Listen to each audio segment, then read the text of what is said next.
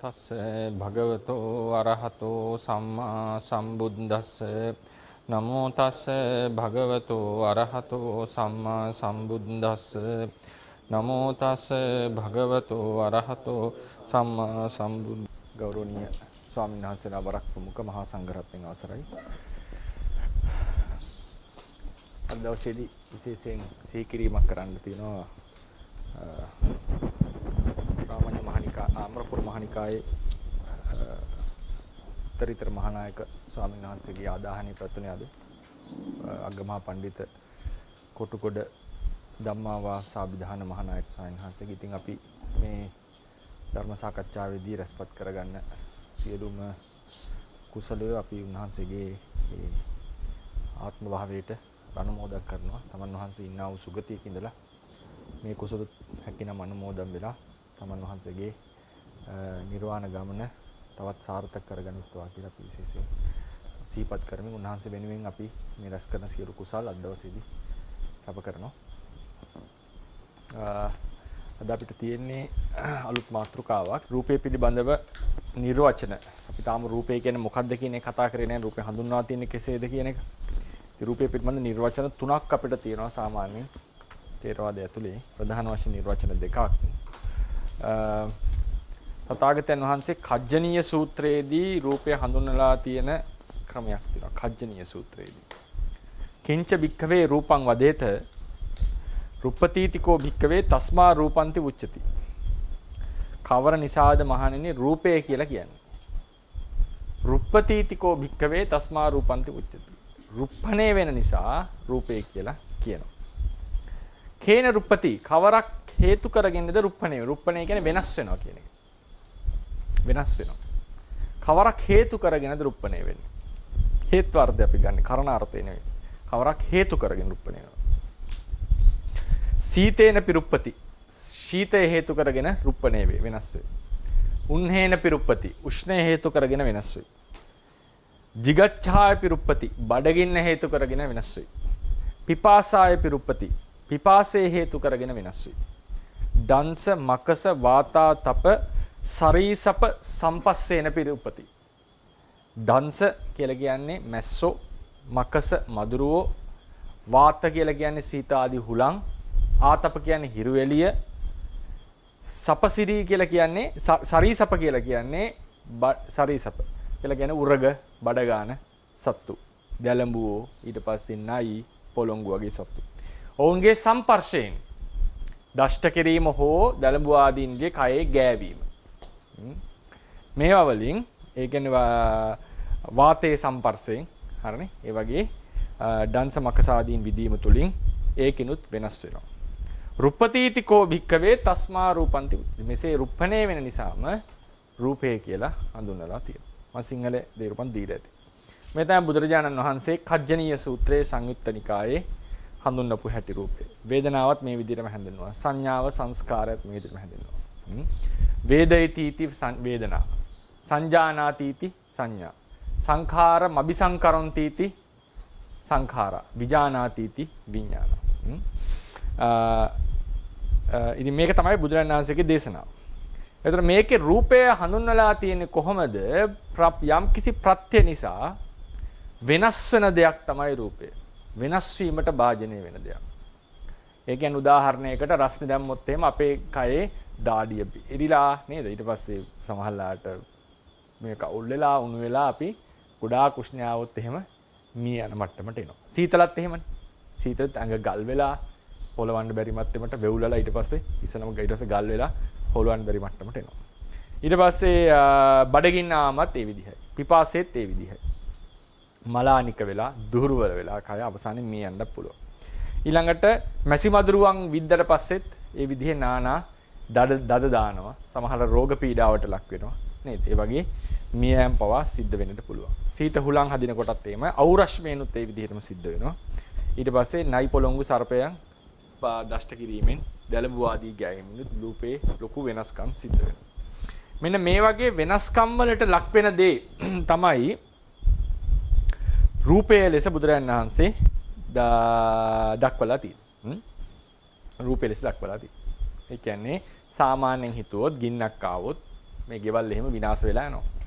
එතකොට ඒ කියන්නේ ලොකු වෙනසකට පරිවර්තන භාජනය වෙනවා.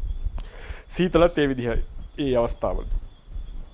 ඉතින් අටුවාවේ ඒ අට කතාවේ දක්වලා තියෙනවා මේ සීත උෂ්ණාදීන් දක්වපු තැන්වල රුප්පණය අධිකව පේන්නේ කොයි වගේ තැන්වලද? සීතලෙන් වෙන රුප්පණය අධිකයි කියනවා ලෝකාන්තරික නරකේ.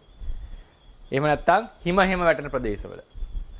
උෂ්ණයෙන් වන රුප්පණය ගොඩාක් අධිකයි අවීචි මහා නරකේ. ඊට පස්සේ ජිගච්ඡාය බෙඩගින්නෙන් වන රුප්පණය අධිකයි പ്രേත ලෝකේ. නැත්නම් දුර්භික්ෂ කාලවලදී. පිපාසාවෙන් වෙන එක විශේෂයෙන් කාලකංජික කියන අසුරයන් ගාව. ගොඩාක් පිපාසයෙන් ඉන්න අය. ඊළඟට දංශමකසාදීන් ඒවා ඉන්න ප්‍රදේශවල.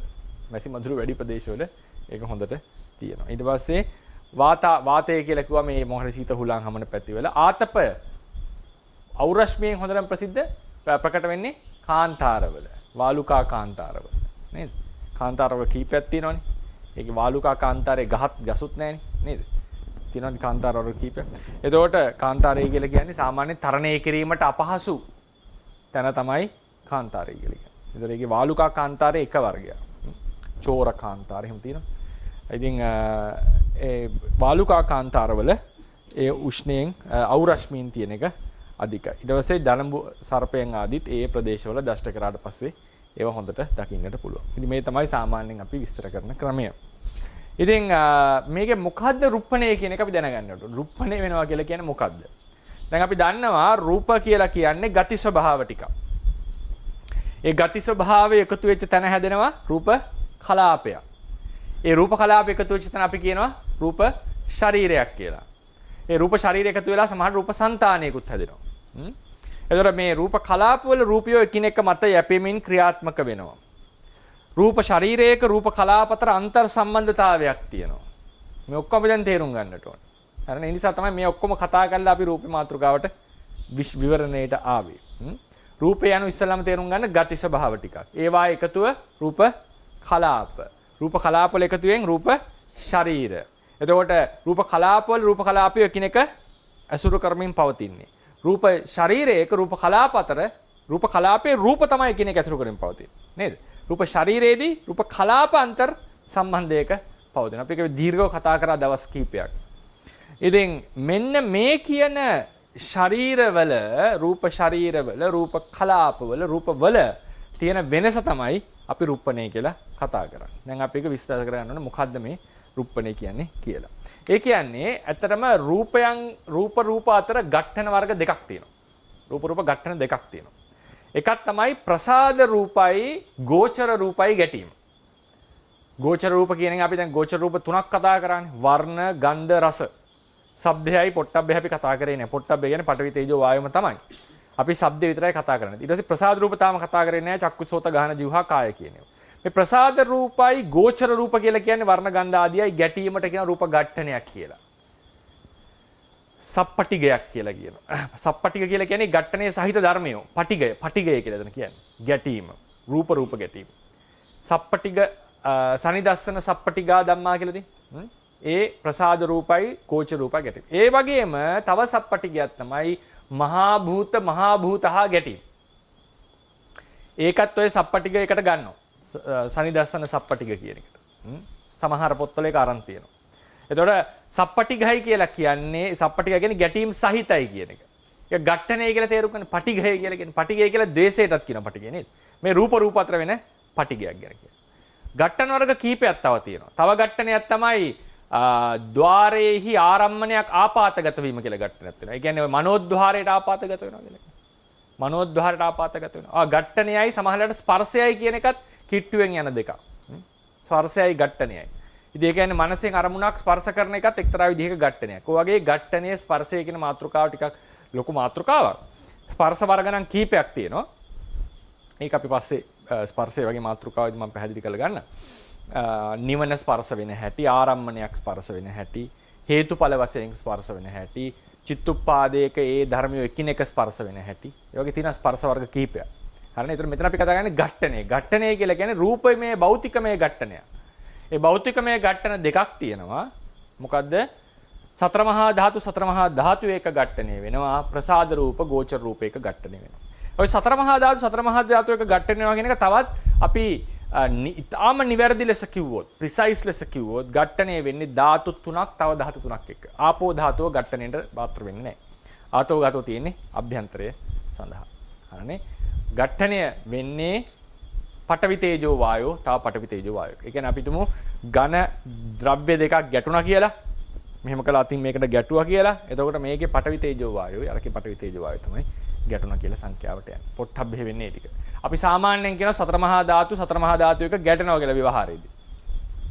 හැබැයි ප්‍රිසයිස්ලි හරියටම කිව්වොත් කියන්න ඕනේ ධාතු තුනක් තව ධාතු තුනක් එක්ක ගැටුණා කියන එක. දැන් එතකොට මේකෙදි මේ ප්‍රසාද රූපයි ගෝචර රූපයි ඝට්ටණය කියන එක මම ගන්නෙ නැහැ. ඒක මෙතනට අදාළ නැහැ. දැන් ගන්නේ මහා භූත ඝට්ටණය කියන එක. මහා භූත ඝට්ටණය වෙනකොට ඝට්ටණය වෙච්ච ධර්මයන්ගේ යම් වෙනසක් සිද්ධ වෙනවා. ඝට්ටණය වෙච්ච ධර්මයන්ගේ යම් වෙනසක් සිද්ධ වෙනවා. මේ වෙනස තමයි රුප්පණය කියලා කියන්නේ. මොකද්ද? ඝට්ටණය වෙච්ච ධර්මයන්ගේ යම් වෙනසක් සිද්ධ වෙනවා. මේ වෙනස තමයි රුප්පණය කියලා කියන්නේ. ඒ රුප්පණ වර්ග ප්‍රධාන වශයෙන් දෙකක් තියෙනවා. ප්‍රධාන වශයෙන් දෙකක්. කලාප අභ්‍යන්තර රුප්පණය, සන්තති රුප්පණය. කලාප අභ්‍යන්තර රුප්පණය, සන්තති රුප්පණය. සහ අපිට එකතු කරගන්න පුළුවන් එකක් තමයි අන්තර්කලාපීය රුප්පණය කියන්නේ. ඒක අපි පස්සේ කතා කරනවා. ඒ කියන්නේ තුන්වෙනිවට. මුලදී අපි කතා කරනවා රූප කලාප අභ්‍යන්තර රුප්පණය සහ මොකද සන්තති රුප්පණය. දැන් මොකද්ද මේක වෙන්නේ? අපි ඒක ඇඳලම තේරුම් ගමු. අපි උදාහරණයක් ගමු ඉටිපන්දම කියන එක. නේද? රේරුකාණ සංසිත් දීපු උත්මාවනේ. දැන් මේක ඉටිපන්දම. මේ ඉටිපන්දමේ රූප කලාපය පවතිනවා. රූප කලාපය සාමාන්‍යයෙන් එකිනෙක පරතරයක් ඇතුව පවතිනවා. අවකාශ ධාතුවෙන් වෙන් වෙලා පවතිනවා.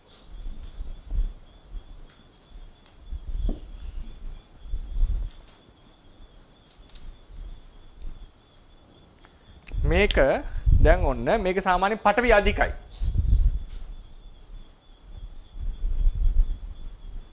හරිනේ? පඨවි අධික කලාප ටික තමයි තියෙන්නේ.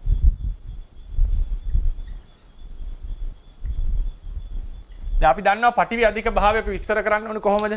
කලාප ඇතුළත විස්තර කරනවා අන්තර් කලාපීයවත් අපිට විස්තර කරන්නට. අන්තර් කලාපීය කොහොම ගොඩක් වෙලාවට ඒක කියන්නේ සුදුසුයි රූප කලාපයක් තියෙනවා නම් ඒ රූප කලාපේ බලපෑම අවට තියෙන. බලපෑම.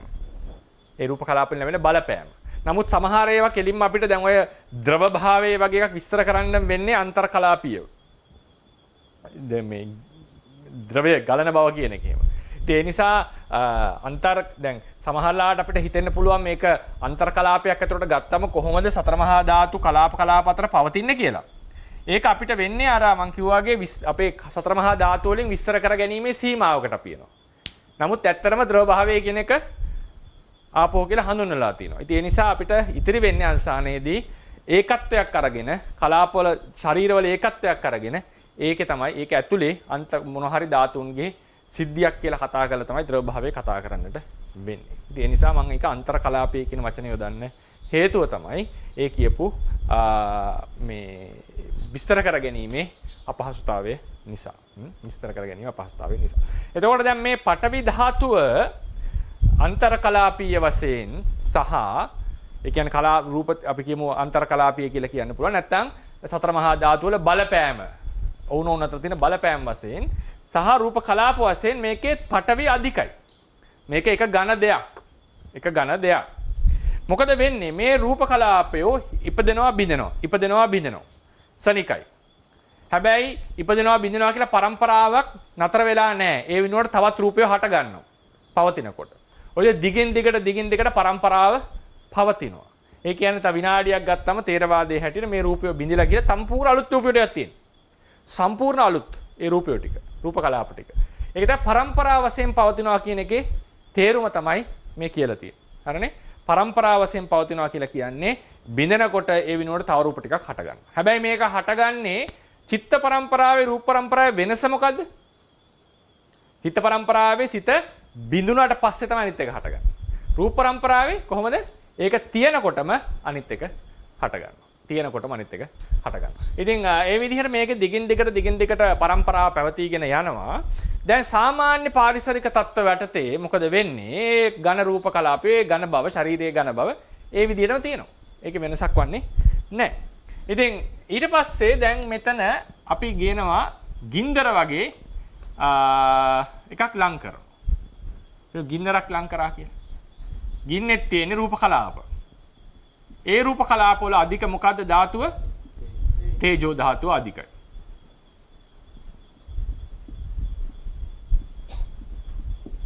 තේජෝ ධාතුව අධිකයි. අපි තුමු මේක මෙහෙම වැදුනා කියලා ඇවිල්ලා. තේජෝ ධාතුව අධික රූප කලාප එයත් එක්ක හැපෙනවා. මේක තේජෝ අධික.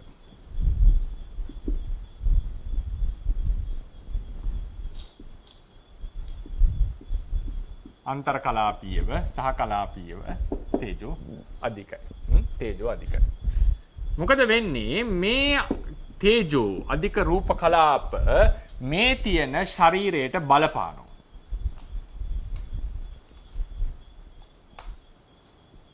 මේ තියෙන ශරීරයට බලපානවා.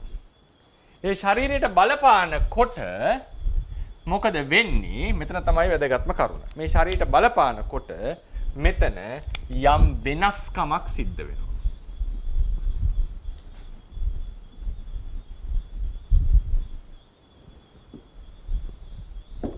වෙනස්කමක් සිද්ධ වෙනවා.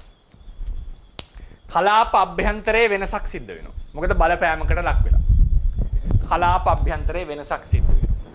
ඒක උපමාව දීලා තියෙන්නේ සාමාන්‍යයෙන් රටක් හොඳට ෆන්ක්ෂන් වෙනවනේ. වැඩ කරනවනේ. කියන්නේ භාණ්ඩ බෙදා හැරීම නේද? ඊට පස්සේ මිනිස්සුන්ගේ ජන ජීවිතය, මුදල් සංසරණය මේවා හොඳට සාමාන්‍ය රටක් කියන්නේ එහෙම හරි ස්ථාවර ආර්ථිකයක් වගේක් ස්ථාවරව හොඳ කර්මයක් උඩ යන දෙයක්. ඉතින් බැරි වෙලා හරි මේක ඇතුලේ මොකක් හරි කැරල්ලක් ඇති වෙනවා. මොකද වෙන්නේ? මේ ඔක්කොම ටික බිඳ වැටෙනවා. කැරල්ලක් ආවම මේක බිඳ වැටෙනවා. ඒකට කියනවා රට අස්ථාවර වුණා කියලා. රටේ යම් වෙනසක් සිද්ධ වෙනවා. වෙනසක් සිද්ධ වෙනවා. දැන් මේ හැමදැනම හොඳට බලන්න ඒකත් විස්තර කරන්න ඕනේ. බුදුරජාණන් වහන්සේ රූපේ රුප්පණේ විස්තර කරලා තියෙන්නේ නෙගටිව් පැත්තට. කියන්නේ රූපයට හානි වෙන පැත්තට. හරිනේ? බුදුරජාණන් විස්තර කරලා බලන්න සීතලෙන් රූප වෙනස් වේ. උෂ්ණයෙන් වෙනස් වේ. මොකද්ද හැංගෙන්නේ එතකොට? බඩගින්න නිසා, පිපාසය නිසා, මැටි මදුරුව කෑම නිසා, අවුව නිසා, සීත සුළං නිසා, සර්පය දෂ්ට කිරීම නිසා මේ රූපයට හොඳද නරකද වෙලා තියෙන්නේ? නරක වෙලා තියෙන්නේ. ඒක තේරවාදේ කතා කරනවා. බුදුරජාණන් වහන්සේ කතා කරලා තියෙන රූපේ රූපයට හානි වෙන රුප්පණයක් කතා කරලා තියෙනවා. රූපයට හානි වෙන රුප්පණයක් කතා කරලා තියෙනවා. ඒ නිසා උපමාවක් ගන්න අපි ටිකක් ඒ පැත්තට බරව. ඒකෙන් කියන්නේ ඒක පස්සේ කතා කරනවා අපි. ඒ කියන්නේ මේ අද පාඩමේ කතා කරනවා හොඳ පැත්තට වෙන වෙනසත් රුප්පණයම තමයි. හැබැයි දේශනාවේ එන්නේ නරක පැත්තට වෙනස. රූපයට හානිදායක වෙනස. රූපය පිරිහෙන නැත්නම් රූපයට වැරදි සෞතුලස ඉෆෙක්ට් කරන රුප්පණය තමයි කතා කරලා තියෙන්නේ. ඒ නිසා තමයි උපමාව ගන්න අපි රටක් තියෙනවා රට හොඳ ස්ථාවර වෙද්දී රටේ කැරල්ලක් ඇති වෙනවා. එතකොට රට කෙලින්ම අස්ථාවර වෙනවා. රටේ ඔක්කොම වැඩ ටික ඩිස්ෆන්ක්ෂන් වෙන්න පටන් ගන්නවා. එතකොට මේ යම් අස්ථාවර භාවයක් ආවා. ඒ වගේ මේ සතර මහා ධාතු හොඳට ක්‍රියාත්මක වී පැවතිච්ච මේ රූප කලාපවල යම් වෙනසක් සිද්ධ වෙනවා මේ බලපෑම නිසා. මේ කලාපය ඇතුලේ යම් වෙනසක් සිද්ධ වෙනවා. ඒ වගේම මේකේ අන්තර් කලාපීයවත් අපිට කියන්න පුළුවන් යම් වෙනසක් සිද්ධ වෙනවා. අන්තර් කලාපීය. මම පස්සේ ගන්නම් මේ මාතෘකාව. මොකද අන්තර් කලාපීය බලපෑම ඉතාම වැදගත් නේද? ඒකටත් වෙනසක් සිද්ධ වෙනවා. මොකද වුණේ? අපි ඒක පොඩ්ඩක් අමතක කරලා රූප කලාපවල තියෙන වෙනස බලන්න. රූප කලාපවල මේ වෙනස වුණාට පස්සේ රූප කලාපයක් බිඳෙනවා, අලුත් එකක් හට ගන්නවා, බිඳෙනවා, අලුත් එකක් හට ගන්න පරම්පරාව යනකොට මේ රූප කලාපවල වෙච්ච වෙනස නිසා ඒ රූප කලාපවලට වෙච්ච වෙනස නිසා පස්සේ හට ගන්න රූපයෝ වෙනස් විදියකට හට ගන්නවා. වෙනස් විදියකට හට ගන්නවා. ඒ කියන්නේ දැන් මේක මේ සිද්ධියම ඝට්ටනේ උනාට පස්සේ හටගන්නේ වෙනස් රූප කලාප ටික.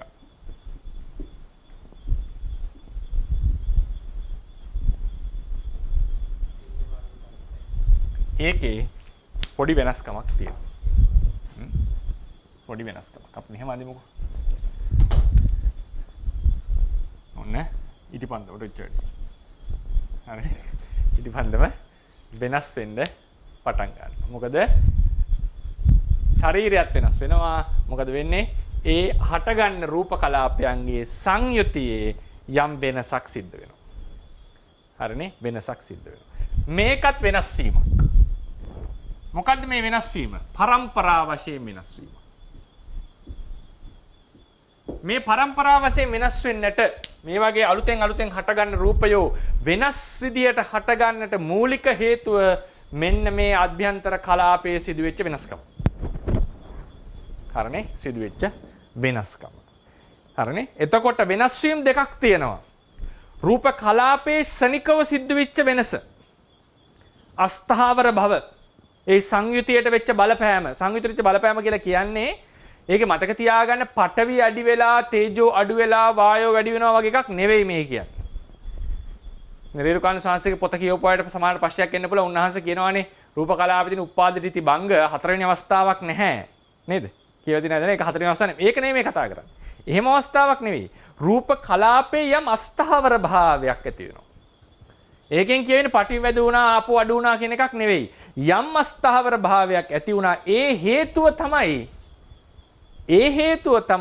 පසුව හටගන්න රූප කලාපය වෙනස් ලෙස හටගන්නට හේතුව. ඇයි පසුව හටගන්න රූපය වෙනස් වුනේ? රූප කලාපයට යම් බලපෑමක් සිද්ධ වෙච්ච නිසා. මොකද්ද මේ බලපෑමට හේතුව? බාහිරෙන් ආපු රූපය විශේෂයෙන් තේජෝ වගේ රූපයන්ගේ බලපෑමට ලක් වෙච්ච නිසා. හරිනේ? එතකොට කලාපවල අඩුවීමක් නෙමෙයි. නෑ ඊට පස්සේ මම අදහස් කරන්නේ මේ ප්‍රායෝගිකව වෙන දෙන්නේ මේක. මේක බේරෙනවනේ. ඒතර මේ රූප කලාව ටික මෙහෙම බැක් කරනවා කියලා කියන්නේ අපේ එළියෙන්. මෙහෙම එකක්. ඉතින් රූප මේ මොනවද? කලාපවල අඩුවීමක් ගැන නේ මම කතා කරන්නේ. රූප කලාප වෙනස් සංයුති වලින් හට ගන්නවා. වෙනස් සංයුති වලින් හට ගන්නවා. එතකොට රූප කලාපයේ හටගන්න රූප කලාපය වෙනස් ලෙස හට ගන්නවා. මෙතන පරම්පරා වෙනසක් තියෙනවා. පරම්පරාවේ වෙනස තියෙන. ඒකටත් කියන රුප්පණය කියලා. ඒ රුප්පණයට පරම්පරා සන්තති රුප්පණයට හේතුව මොකද්ද? කලාප අභ්‍යන්තරයේ යම් රුප්පණයක්, යම් වෙනස් වීමක් වෙලා තියෙනවා. මේකත් රුප්පණයක්. වෙනස් වීමක්. හරිනේ? ඊට පස්සේ ඊළඟ කවුන්ට් පොයින්ට් එක තමයි කරුණ තමයි මේ අන්තර්කලාපීයව තිබුණා නම් යම් ස්ථාවර භාවයක් නේද? අන්තර්කලාපීයව තිබුණා නම් යම් ස්ථාවර භාවයක්. ස්ථාවර කියන්නේ යම් ක්‍රමයක්. ඒකත් මෙතන අපිට පේනවා වෙනසකට භාජනය වෙනවා. මෙතනත් වෙනස් වීමක්. අන්තර්කලාපීය ආපෝ නේද? අන්තර්කලාපීය පඨවි ආදීෙහි වෙනස් වීමක් සිද්ධ වෙනවා. අන්තර්කලාපීයවත් මොකද අපිට පැහැදිලි අන්තර්කලාපීය ධාතුන්ගේ බලපෑම පැවැත්ම කියන එක අපිට පැහැදිලි. ඒක නැතුව අපිට විස්තර කරගන්න බෑ රූපයක් කියන එක. ඉතින් ඒකෙත් ලොකු යම් වෙනසක් සිද්ධ වෙනවා. අපිට ඕනනම් රූප කලාප වලට බලපෑම නිසා ඒ අන්තර්කලාපීය වෙනස සිද්ධ වුණා කියලා කියන්න පුළුවන්. නමුත් මොකක් හරි ක්‍රමයකින් වෙලා තියෙන වෙනසක්. ඒක අපිට නිග්ලෙක්ට් කරන්නට අයිතියක් නැහැ. නිග්ලෙක්ට් කරන්නට අයිතියක් නැහැ. අන්තර්කලාපීයව ඒ බන්ධනවල අඩුවීමක් වගේ එකක් සිද්ධ වෙලා තියෙනවා. අපිට ඕන විස්තර කරත හැකි රූප කලාපයේ යම් වෙනසක් සිද්ධ වුණාම ඒ බන්ධන ගතිත් නැති වුණා කියලා කෙනෙක්ට විස්තර කරන්නට පුළුවන්. ඒකේ චාලක ශක්තිය වැඩි වෙලා ඒ ආපෝ ගති ඒ කියන්නේ ආබන්ධන ගතිය අඩු වෙලා වෙනස සිද්ධ වුණා කියලා විස්තර කරන්නට පුළුවන්. ඉතින් ඔය විදිහට පඨවි අධික වෙච්ච මේක දැන් ඔන්න ආපෝ අධික දිය වෙච්ච කලාප බවට රූප ශරීරයක් බවට පත් වෙලා තියෙනවා. රූප ශරීරයක් බවට පත් වෙලා තියෙනවා. දැන් ඒතකොට රුප්පණ තුනක් අපිට තේරුම් ගන්න පුළුවන් වුණා. ඒ කලාපයේ සිදුවෙච්ච රුප්පණය. ඒ වෙලාවේ මොහොතකට වෙච්ච වෙනස. ඒ නිසා සන්තතියේ වෙච්ච වෙනස සහ අන්තර් කලාපීයව සිද්ධ වෙච්ච වෙනස. ඒ නිසා තේරුම් ගන්න දැන් අපි මේ අන්තර් කලාපීය කතා කරලා මෙතන රූප ශරීර ලක්ෂණින් ආවි. ඇත්තටම රුප්පණය කියන එක හොඳටම ප්‍රකට වෙන්නේ ශරීරවල. රූප ශරීරයේ වෙනස වෙලා තියෙන අපිට. ඒක තමයි ප්‍රකට වෙන තැන. ඉටිපන්දමක් දිය වෙනවා යනු රූප ශරීරයේ වෙනසක් වෙලා තියෙනවා. එතකොට අන්තර්කලාපීය වෙච්ච බලපෑම කියන එක ලොකු දෙයක්. අපිට ඒක නිග්ලෙක්ට් කරන්නට බෑ. මොකද අපි තේරුම් ගත්තා අන්තර්කලාපීයව තමයි සමහර දේවල් විස්තර කරන්න වෙන්නේ අපිට. ඒ නිසා රූපේ බලපෑමට ලක් තව රූපයක උෂ්ණාදියේ බලපෑමට ලක් වෙනකොට මෙන්න මේ වෙනස්කම් තුනම අපිට දකින්නට පුළුවන්. අපිට පොත්පත්වල පැහැදිලිවම හම්බ වෙන්නේ විනාශකම් දෙකයි. කලාප අභ්‍යන්තරයේ වෙන වෙනස, සන්තතියේ වෙන වෙනස. අටුවා ටීකා සාහිත්‍ය දෙනකොට අපිට ප්‍රධාන වශයෙන් හම්බ වෙන්නේ සන්තති වෙනස. ඒක තමයි අපිට හම්බෙලා තියෙන්නේ. අටුවාවේ රුප්පණේ විස්තර කරන යම් ක්‍රමයකට ඒක ටීකා විස්තර කරන්නේ සන්තති වෙනස ලෙස. හැබැයි ටීකාවේ තියෙන අඤ්ඤවාදය කියලා එකක් අඤ්ඤවාදයක් ලෙස දක්වලා තියෙනවා. ඒ අඤ්ඤවාදයේදී රුප්පණය කියන එක ඒක වෙන අර්ථයක් සඳහා යොදලා තියෙන්නේ. නමුත් එතන කියවෙනවා රුප්පණය යනු ඒ වෙනස් වීමට හේතුව කියලා. වෙනස් වීමට හේතුව. ඒ සන්තති වෙනසට හේතුව. මම ඒක නෝට් එකේ දීලා ඇති. සන්තති වෙනසට හේතුව. හේතුවක් වෙන්න එපයි. දැන් මේ සන්තතියේ යම් වෙනස්කමක් වෙන්නට යම් හේතුවක් එපයි. මොකද්ද ඒ හේතුව? ඒ හේතුව තමයි රූප කලාපවල වෙච්ච ඒ සනික පොඩි වෙනස, අස්ථාවර බව. යම් වෙනසක් සිද්ධ වෙලා තියෙනවා. බාහිර බලපෑමට ලක් වුණා. ඒ නිසා තමයි පස්සේ හටගන්න රූපය වෙනස් ක්‍රමයකට හටගෙන තියෙන්නේ. හරිනේ? ඒ නිසා ඒ අර්ථය විය යුතුයි කියලා උපකල්පනය කරනවා මේ හේතුව පරමත්ත දීපනියේ පැහැදිලිවම පරමත්ත දීපනයට එනකොට මේ අභ්‍යන්තර කලාපීය රුප්පණය දක්වලා තියෙනවා. උපමාව අරන් තියෙන මම උපමාව ගත්තෙත් පරමත්ත දීපනියෙන් හරියට රටක් කැළඹෙනකොට ඇති වෙච්ච සිද්ධිය වගේ සිද්ධියක්. මොකද පැහැදිලි ඒක මොකද මේ પરම්පරා වෙනස සිද්ධ වෙන්න හේතුවක් තියෙන්නට ඕනේ. යම් බලපෑමකට ලක්වීමක් තියෙන්නට ඕනේ. බලපෑමකට ලක්ුන් නැත්නම් ඒ වෙනස සිද්ධ වෙන්න හේතුවක් නෑ. ඒ නිසා මේ සනිකව සිද්ධ වෙච්ච ඒ වෙනස කියන එක පිළිගන්නට අපිට සිද්ධ වෙනවා. ඉතින් ඊළඟට අපි දන්නවා පැහැදිලිවම අන්තර්කලාපීය භාවයේ නැතුව අපිට සාර්ථකව රූපේ විස්තර කරන්නට බෑ. අන්තර්කලාපී බව නැතුව විස්තර කරන්න බෑ. රූප එකිනෙක ඝනව ඇල්ලිලා තියෙනකොට තමයි රූප කලාප අපි ඒක ඝනයක් ලෙස අපිට පෙනෙන්නේ. අපි ඒක දීර්ඝව කතා කරා. මේ භාවයේත් යම් වෙනසක් සිද්ධ වෙනවා. ද්‍රව වෙනවා කියන්නේ මේ අන්තර්කලාපීය ආකර්ෂණ බල කැඩෙනවා කියන එක. ඒ නිසා අන්තර්කලාපීයවත් මේ සතර මහා ධාතුන්ගේ වෙනසක් සිද්ධ වෙලා තියෙනවා මේ බලපෑම නිසා. ඒ නිසා අන්තර්කලාපීය රුප්පණ ඒක අපිට ඒක සියල්ල එකපාර විස්තර කරගන්න බැරි වෙයි. නමුත් අපිට අනිත් පැති නම් බලනකොට පැහැදිලි වෙනසක් සිද්ධ වෙලා තියෙනවා. ඒ නිසා අන්තර්කලාපීය රුප්පණේ කියන එකත් මේකට අපිට අතුලත් කරගන්නට පුළුවන් මේ සිද්ධියේදී. මොකද අවසානයේ වැදගත් වෙලා තියෙන්නේ මෙන්න මේක තමයි මොකද්ද කියන්න වෙන්නේ ඉන්පුට් එක අරක තමයි අවුට්පුට් එක. මේක තමයි උනේ. මේක තමයි අපි දැම්මේ ඇතුළට. මේක තමයි එළියට ආවේ. මේ තමයි ප්‍රතිඵලය. ප්‍රතිඵලය මොකද්ද? රූප ශරීරයේ වෙනසක් වෙලා. රූප ශරීරය කියන්නේ රූප කලාප ගොඩේ එකතු වෙහි යම් වෙනසක් සිද්ධ වෙලා. දිය වෙලා, දියාරු වෙලා. මෙතන තිබුණා රූප කලාප ටික ශරීරය යම් බලපෑමකට ලක් වුණා.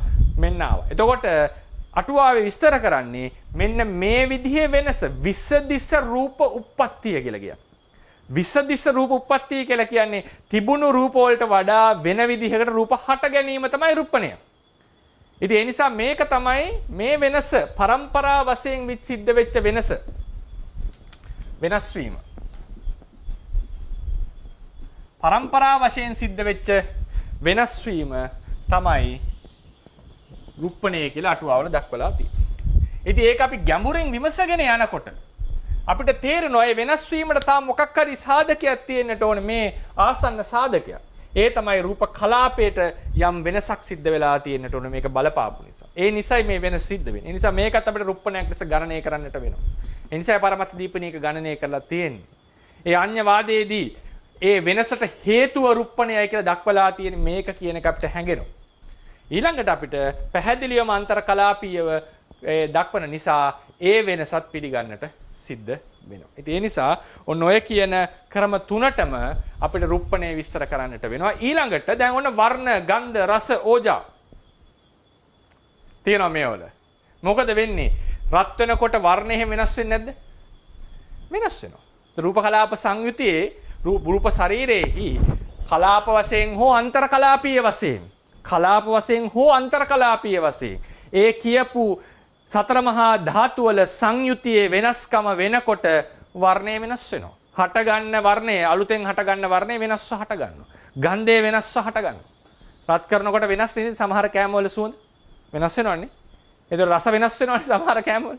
ඒතර රත් කරනකොට පැහැදිලිවම වර්ණ, ගන්ධ, රස, ඕජාවත් වෙනස් වෙනවා. නේද? අපි කියනවා නේද අමු එළවලු වල ඕජාවයි නේද? උයපු එළවලු වල ඕජාවයි වෙනස් කියලා නේද? සාමාන්‍යයෙන් සමහරවිට ගොඩාක් තැඹුවා මෙහෙම ඒ ඕජා ගුණේ නැති වෙලා යනවා. නේද? ඉතින් එතකොට මේ සතර මහා ධාතු වෙනස් වුණා කියලා කියන්නේ වර්ණ, ගන්ධ, රස, ඕජා වෙනස් වෙනවා කියන්නේ.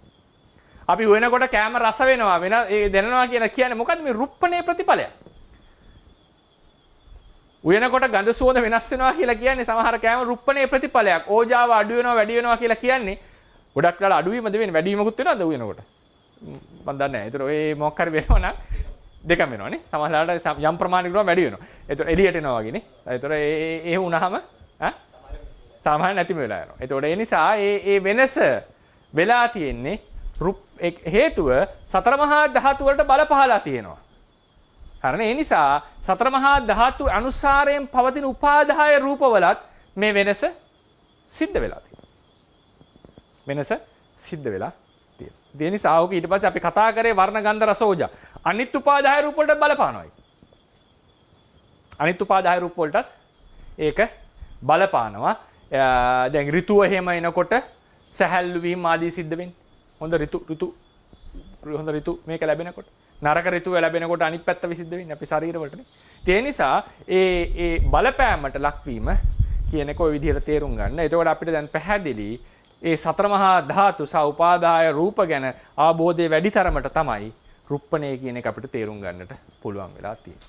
මම හිතනවා පැහැදිලි වෙන්නට ඇති කියලා. රූප ශරීරයකට යම් බලපෑමක් සිද්ධ වුණාම මම අවසන් කරනවා මේ කොටස.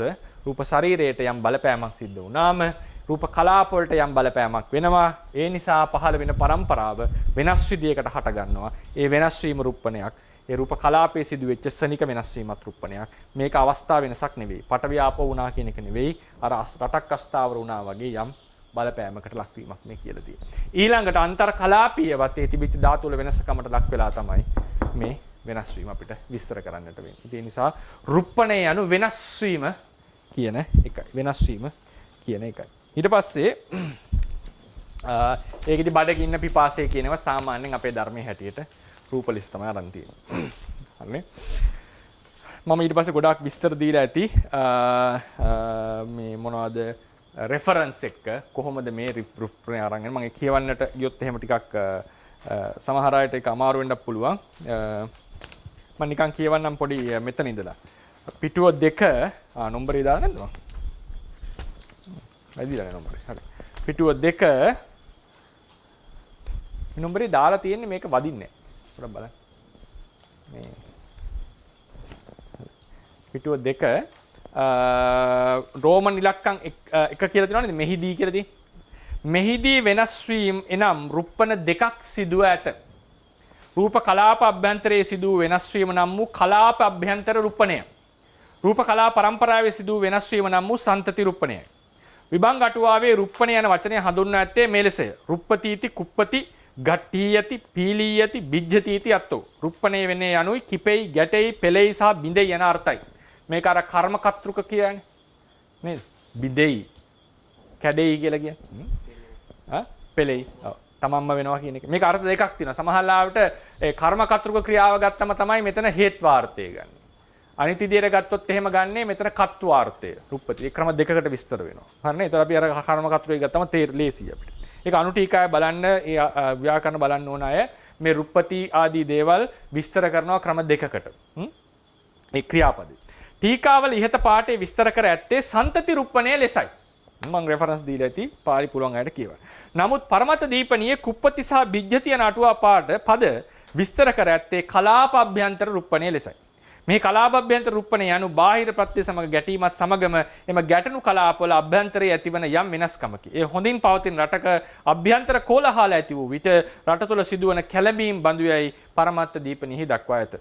ටීකාවල අන්‍යවාදයක් ලෙස දක්වා ඇති යම් තමාගේ సంతානෙහි විද්‍යමාන ධර්මයන්ගේම වෙනස්ව හට ගැනීමට හේතු වන බව රුප්පණය නම් වේ. වෙනස්ව හට ගැනීමට හේතු වන බව යන අදහසේ වෙනස්ව හට ගැනීමට හේතු වන බව මෙම කලාප අභ්‍යන්තර රුප්පණය විය යුතුය. එහෙමයි හැඟෙන්නේ මට. විය යුතුයි කියලා මම අදහස් කරනවා. ඊට පස්සේ අපි අදහස් වෙනවා දැන් ඕන අපි අපේ තියෙන අපි කතා කරපු දේවල් අනුව මෙතෙක්කල් රූප ශරීරවල සතර මහා ධාතුන්ගේ පැවැත්ම සහ ක්‍රියාකාරීත්වය දැක් වූ තැන්වල අන්තර කලාපීයව ධාතුන්ගේ ඇති බලපෑම පැහැදිලි විය. රූප ශරීර වෙනස් වීමේදී මෙම අන්තර් කලාපීය ධාතුන්ගේ වෙනස් වීම දිතා ප්‍රකට නිසා තුන්වන රුප්පණයක්ද දැක්විය හැක. එනම් රූප කලාප අතර පවතින සතර මහා ධාතුන්ගේ බලපෑම් වල වෙනස් වීම හෙවත් අන්තර් කලාපීය රුප්පණයයි.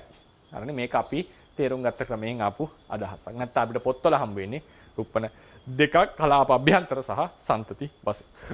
හරි. ඊට පස්සේ තථාගතයන් වහන්සේ අපි කිව්වා රුප්පණය කතා කරලා තියෙන්නේ රූපයට වන අහිතකර බලපෑම් අනුවයි. හරිනේ? අර අහිතකර බලපෑම් අනුව. හැබැයි රූපයට වන හිතකර බලපෑම් නිසා වෙන වෙනසත් රුප්පණය බව ටීකා සාහිත්‍යයට එනකොට සාකච්ඡා කරලා තියෙනවා. ඒ යුගයට එනකොට මේ වෙනස් වීමත් රුප්පණයද සලකන්නට කියලා ටීකාචාර්යින් වහන්සේලා අදහස් කරනවා. එම නිසා සමහර ආචාර්යවරු අර කියු පාඩේම ඒක අරන් තියෙන ඇත්තට මෙතනට යම් තමාගේ సంతානයේ විද්‍යමාන ධර්මයන්ගෙම වෙනස්ව හට ගැනීමට හේතු වන බවක් වේ නම් මේ රුප්පණේ නම් වේ වශයෙන් හිතකර හෝ අහිතකර බෙහෙදයකින් තොරව රූප පරම්පරාව වෙනස් වීම හට ගැනීමට හේතු වන බව රුප්පණේ ලෙස අර්ථකථනය කර ඇත. මන්දය තථාගතයන් වහන්සේ රූපයාගේ විපත්තියට පැමිණීම වශයෙන් රුප්පණේ විස්තර කළද පෙරපසු සම්තිතීන්ගේ වෙනස් වීමද එක් පරයායකින් රුප්පණේ ලෙස හැලකිය හැකි වීම. ඒ කියන්නේ මොකක් හරි ක්‍රමයකින් වෙනස් වෙනවා නම් රුප්පණේ කියලා කියන්නට ඕනේ. අපිට ගියොත් එහෙම උපමාවට ගියාම බුදුරජාණන් දේශනාවට ගියාම පැහැදිලි වෙන්නේ මේක බාහිර කියන්නේ සීත උෂ්ණ ආදියෙන් වෙන රුප්පණේ. તો තර්කයේ කියන්නේ බ්‍රහ්ම ලෝකයේ කොහොමද එහෙම රුප්පණයක් තියෙන්නේ? රූපී බ්‍රහ්ම ලෝකයේ බ්‍රහ්මයන්ට එහෙම හානි කර දේවල් වෙන්නේ නැහැ. නමුත් ඒකත් එහෙම වෙනසත් රුප්පණේ. ඒ නිසා පරමත දීපනින්ම අදහස දක්වා ඇත්තේ පහත පරිදි.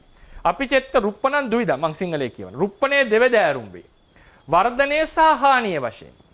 ඒ දුවිද වූ රුප්පණයම කල්ප ආරම්භයේදීද කල්ප විනාශයේදීද නානා ආයුෂ් කල්ප සංවස්තර කියන වර්ෂ කියන එක. ඍතු මාස රාත්‍රී දිවා ආදී ගෙවෙන කල්හිද ප්‍රකට වන්නේ. අපේ ශරීරය වැඩෙනවා කාලයක් යද්දී දුර්වල වෙනවා නේද? ඒක මේ ලස්සන වෙනවා, කැත වෙනවා. ඒ වගේ ලොකු වර්ධනය හානිය දෙකම මේ රූප කලාපවල වෙනස, රූප ශරීරවල වෙනස මේ රුප්පණය කියලා තියෙනවා. වැඩ විශේෂයෙන් මේ කතා කරන රූප ශරීරවල වෙනස. ප්‍රායෝගිකව අපිට හම්බ වෙන්නේ රූප ශරීරවල යම් වෙනසක් සිද්ධ වෙනවා. ඉතින් රූප කලාපවල තමයි වෙනස වෙලා තියෙන්නේ. රූප කලාප සහ අභ්‍යන්තර කලාප අභ්‍යන්තර වශයෙන්. මේ මොනවද? අන්තර් කලාපීය වශයෙන්.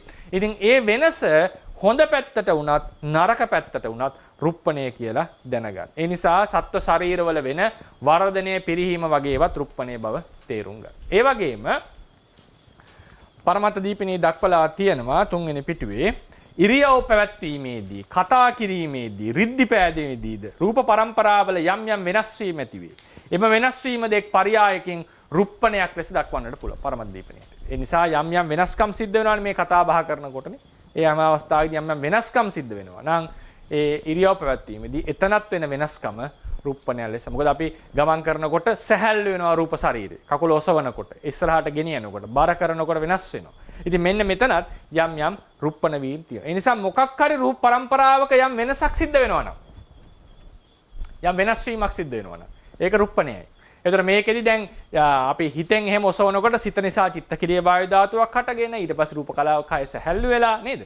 ඒතර මේක ශරීරයක් ලෙස ගත්තම එතන ඒ වගේ යම් වෙනස්කමක් සිද්ධ වෙලා තියෙනවා. මේ ඔක්කොම රුප්පණය ලෙස අපි සලකන්නට පුළුවන්. රුප්පණය ලෙස සලකන්නට පුළුවන්. ඊළඟට තියෙන ප්‍රශ්නය තමයි රුප්පණය හෙවත් වෙනස් වීම සිදුවන්නේ රූප පරමාර්ථවල විතරද? නාම පරමාර්ථවල වෙන්නේ නැද්ද? දැන් විරුද්ධ ප්‍රත්‍යය සමවා එනකොට නාමයේ වෙනස්කම් වෙනවා. ඉතින් ඒක පැහැදිලිනේ හොඳටනේ. දැන් හොඳට රසණයක් එහෙම එනකොට නේද? හිත විතර රූප කය විතර නෙමෙයි හිතරන් ලොකු බලපෑමක් තියෙනව නේද? ඒක කියන්නේ යුතු භෝජනම්පි උපනිස්සේ පච්චේන පච්චයෝ කියලා තියෙන පැහැදිලිව නේද?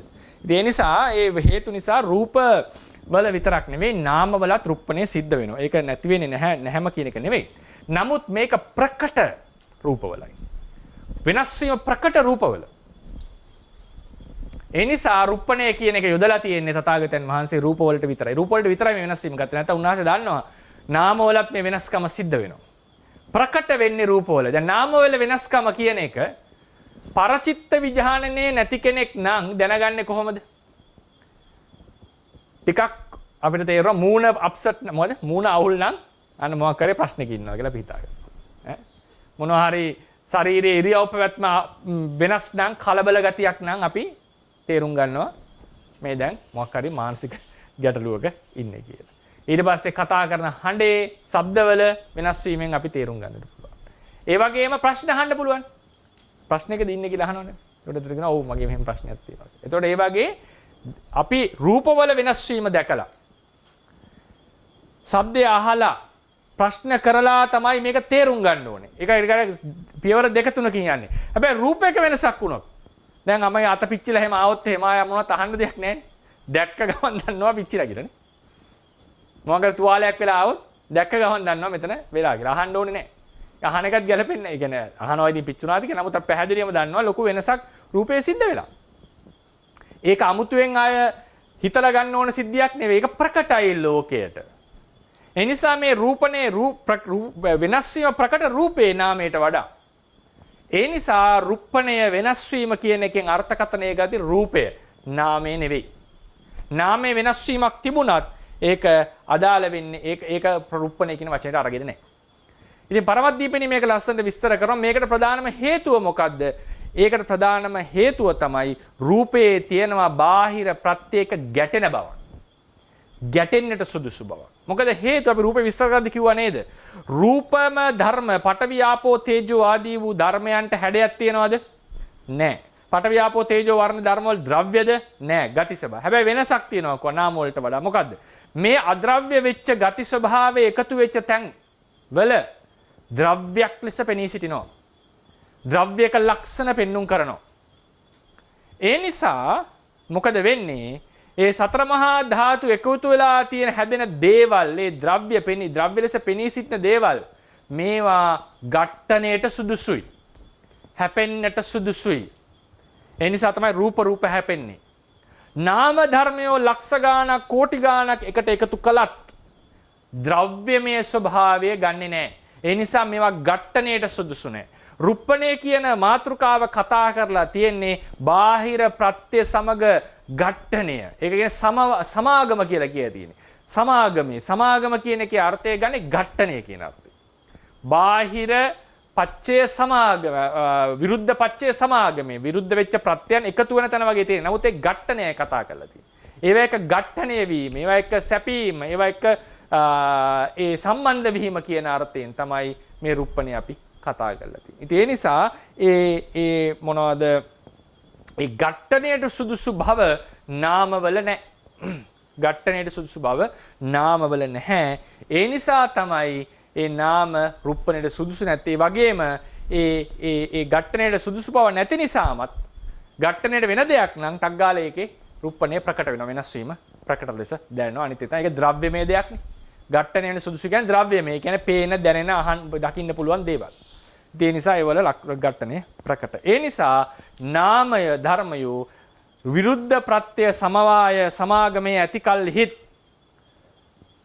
ඒ වලින් ගැටෙනවා කියන එක නේ. එකතු වෙන කල්හිත් එතන. එකතු වෙන කල්හිත් වෙනස් වීමක් තිබුණත් ඒවා රුප්පණ කියන ව්‍යවහාරයට යන්නේ නැහැ. මොකද ඒවා ඝට්ටණයට සුදුසු නැහැ සහ ඒවායේ වෙනස් වීම ප්‍රකට නැහැ කියන එක.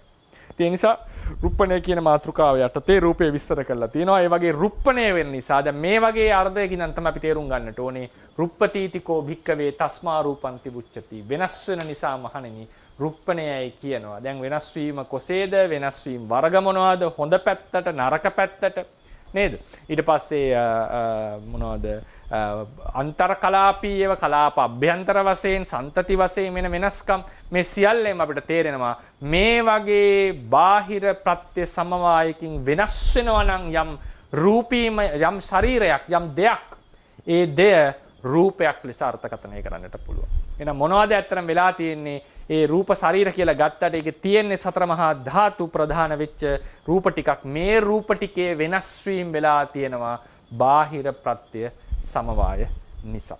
හරිද? ඒ නිසා රුප්පණය කියන එක අපි ওই විදිහට ලොකු අර්ථයකින් තේරුම් ගන්නට ඕනේ. රූපය පිළිබඳ තවත් නිර්වචනයක් අපිට හම්බ වෙනවා මූල ටීකාවේ. රූපයතීති රූපං. රූපයතීති රූපං කියලා.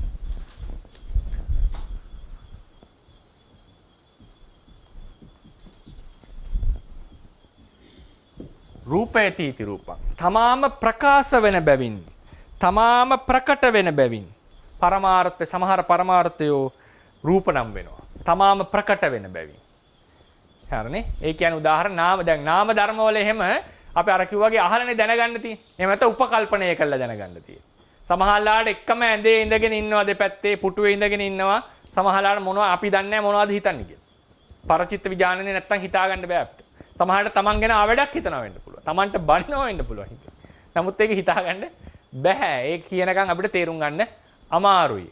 හැබැයි රූපය කියන එක එහෙම නෙමෙයි. තුවාලයක් වෙලා තිබුණොත්, පිච්චිලා තිබුණොත් ඒක අපිට හංගන්න ඒක ප්‍රකටයි.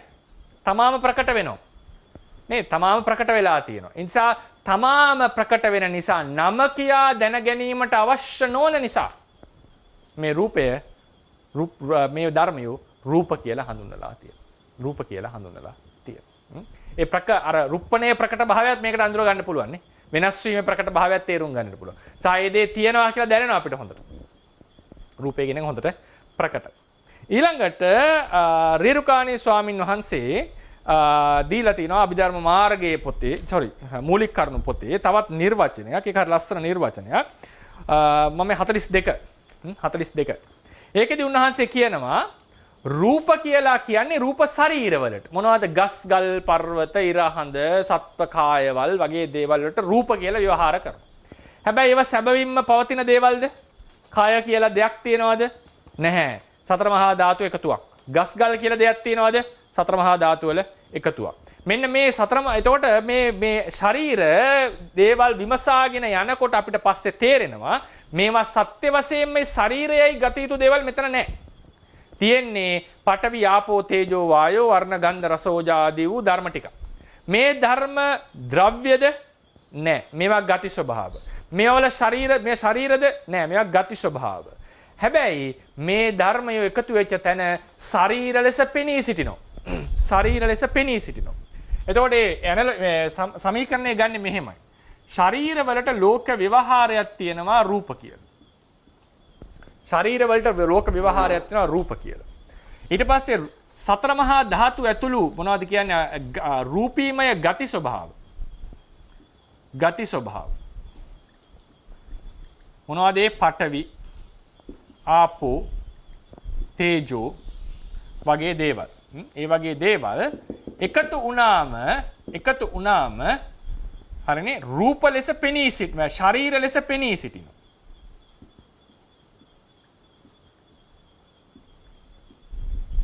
ශරීර ලෙස පෙනී සිටි. එතකොට ඇත්තටම ශරීරවලටනේ රූප කියලා කිව්වේ විවහාරෙදි. රූප කියලා කිව්වේ මේ ශරීරවලට. ඒ ශරීර කියලා දෙයක් නැහැ. බලන් යනකොට යන්නේ ශරීර ලෙස පෙනී සිටින්නේ මෙන්න මේ කියන ධාතු ටිකයි. මේවට හැඩයක් නැහැ. මේවා ශරීර නෙවෙයි. මේවා ද්‍රව්‍ය නෙවෙයි. එහෙමනම් මේ රූප කියන ව්‍යවහාරය ශරීර වලට යොදනවා නම් මේ ශරීර ලෙස පෙනී සිටින්නේ මේ පඨවි ආපෝ තේජෝ වායෝ නිසා රූප කියන ව්‍යවහාරය මේ ශරීර වලට කෙලින්ම යොදන්නට පුළුවන්. පැහැදිලිද මේ කතාව? ඒ කියන්නේ අප නැවත කියන්නම්. ඒක ලස්සන තර්කයක්. රූප කියලා ව්‍යවහාර කරන්නේ ශරීර වලට. හරිනේ? ඒ ශරීර කියන්නේ ගස් ගල් වගේ දේවල් වලට. ඒවා විමසාගෙන යනකොට අපිට හම්බ වෙනවා සතර මහා ධාතු සහ උපාදාය රූප වල එකතුවක් තමයි මේ ශරීරය කියලා කියන්නේ. කලාපීයව අන්තර් කලාපීය මේ ඔක්කොම අන්තර් සම්බන්ධයත් එක්ක තමයි ශරීරයත් කියලා තියෙන්නේ. හැබැයි මේ දේවල් වල මේ ශරීර කියන ද්‍රව්‍යමය ලක්ෂණේ නැහැ. නමුත් ඒවා තමයි මේ ශරීර ලෙස පෙනී සිටින්නේ. එහෙනම් ශරීරයේ රූප කිව්වා නම් අන්තිමට කියලා තියෙන්නේ ඇත්තටම කාටද? මේ ද්‍රව්‍ය ටික තමයි.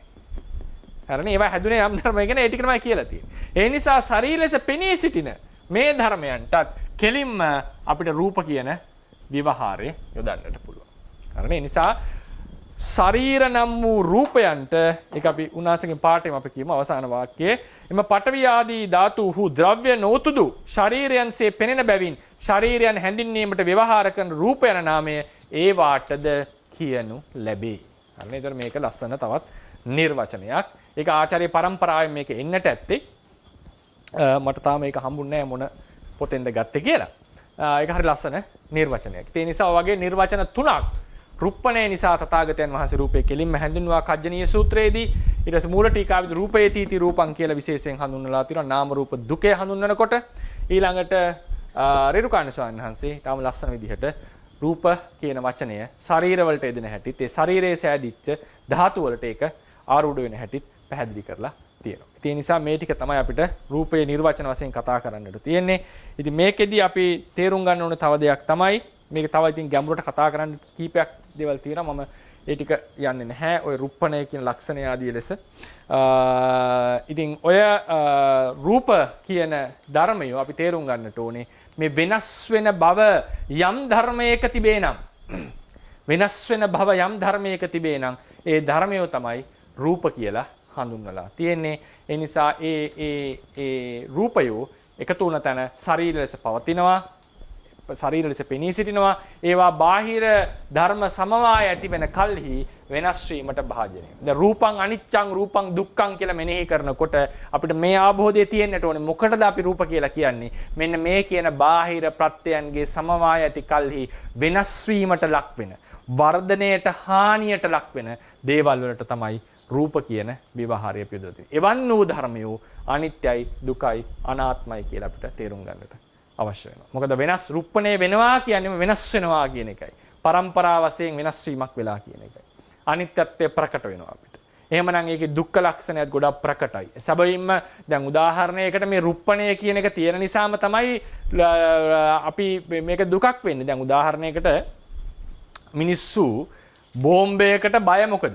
දැන් මෙතනට විහිළුවට හරි කවුරු හරි බෝම්බයක් ගෙනලා දැම්මොත් එහෙම කට්ටිය දුවනවනේ. ඇයි? බෝම්බයට බය අපේ ශරීරයේ බෝම්බ නිසා රුප්පණය වෙන නිසා. රුප්පණය කියන්නේ වෙනසකට භාජනය වෙන නිසා. තුවක්කුවකට බය ඒකයි අපි. මෙතන බලු පැටියෙක් ගෙනලා දැම්ම කියලා අපි බය වෙන්නේ නැහැ. මොකද ඒකට එහෙම ලොකු හානියක් අපිට කරන්න බෑ. එතකොට ඒ බෝම්බයක් ගෙනාවොත් එහෙම අපි බය වෙන්නේ. අපි දන්නවා මේ බෝම්බෙට පුළුවන් අපේ රූප කය රුප්පණයට ලක් කරන්න. අය අනිත් පැත්තට රිවර්ස් කරන්න බැරි රුප්පණයකට ලක් වෙනවා. කෑලි කෑලි කුඩු වෙලා යනවා. ඉතින් ඒ නිසා රුප්පණය තුලින් තේරෙනවා මේ අනිත්‍යතාවය, දුක්ඛ ලක්ෂණය. ඒ නිසා වසඟයේ පවතින අපි කොච්චර ප්‍රාර්ථනා කරත් බෝම්බයක් ගාවට ගිහලා පුපුරන දණක ඉඳලා අපිට බේරිලා ඉන්න බෑ. විනාශ වෙනවාමයි. ඒ නිසා වසඟේ නැති බව. ඒ නිසා මේ රුප්පණය කියන මාතෘකාව හොඳ ලක්ෂණයක්. අපිට ත්‍රිලක්ෂණය හොඳට තේරුම් ගන්න. මේක වෙනස් වෙනවා කියන මේ දොර අරගෙන කාට හරි ත්‍රිලක්ෂණය වඩලා නිවන් දැකීමට පවා යන්නට පුළුවන්. ඒ නිසා මේ එක රුප්පණය කියන මාතෘකාවම මුළු ශාසනයම කැටි කරන්න පුළුවන්. ත්‍රිලක්ෂණයම තේරුම් ගන්න පුළුවන් ලස්සන මාතෘකාවක්. ඒ නිසා ඒකේ තව තියෙනවා රූපේ තීති සහ රූප ශරීර කතාව. එතනිනුත් අපිට එනවා අනාත්මය වැටහෙනවා ධර්ම ගොඩක් තියෙන්නේ. රූපේ තීති කියනකොට තමන් ප්‍රකට වෙන බව ඒ ස්වභාව ලක්ෂණයක් ප්‍රකට කරගන්න. ඒ නිසා මේ ටික තමයි මට සාකච්ඡා කරන්නට තියෙන්නේ රූපේ සම්බන්ධයෙන්. අපි හෙට දවසේදී කතා කරනවා රූපේ තියෙන ආයුෂය සම්බන්ධයෙන්. රූපේ සම්බන්ධ ආයුෂයේ තේරවාදීන් අතර මතභේදයක් තියෙනවා. මොකද අටුවායම තැන් දෙකක දෙවිධයකට ඒක විස්තර වෙලා තියෙන නිසා ඒක කතා කරලා රූපේ ආයුෂය සම්බන්ධයෙන් ඒ සියලු රූපවල රූප කතා නොකරත් ඒ ලිස්ට් එකේ ආයුෂය සම්බන්ධයෙන් කතා කරලා මත දෙක අනුවම කතා කරලා ඊළඟට මම කර්මජ රූප කියන පාඩම ආරම්භ කරනවා ඊළඟ සතියේ. සමவாய කියන එකතු වෙනවා කියන එකට සමவாய සමාගම එකතු වෙනවා, එතන ගැටෙනවා, එකතු වෙලා බලපෑම් ඇති කරන බව තමයි කතා කරලා තියෙන්නේ. පළවෙනි එක තමයි මෙතනින් මේ කියලා තියෙන්නේ රූප ශරීර ගැන තමයි. නමුත් රූප ශරීරය යන රූපනේ. ඒ නිසා රූප ශරීර ගැන කිව්වත්, රූප කලාප ගැන කිව්වත් අන්තිමට කතා කරලා තියෙන රූප ගැන. ඒ නිසා මේ එතන මේ දේශනාවේ එන්නේ ඉතින් පැහැදිලි කරන්න අටුවාවෙත් රූප ශරීර වලට වෙන බලපෑම කතා කරලා තියෙන්නේ. නමුත් ශරීර වශයෙන් තියෙන රූප නිසා අවසානයේ රූප ගැන වෙනසමයි කතා කරලා තියෙන්නේ. ඊළඟට මේක විශේෂයෙන්ම දැන් මම අපි එකෙන් දොර අරගත්තට ත්‍රිලක්ෂණයට මේක රූපය පිළිබඳ නිර්වචන දේශනාවක්නේ. ඒ නිසා මේකෙන් බලාපොරොත්තු උනේ මොකක්වත් ඒ කියන්නේ එක එක බලාපොරොත්තු වෙන්න පුළුවන් බුදුරජාණන් වහන්සේ වගේ කෙනෙක් දේශනා කරනකොට. නානා අර්ථ වලින් උන්වහන්සේ දේශනා කරන්නේ.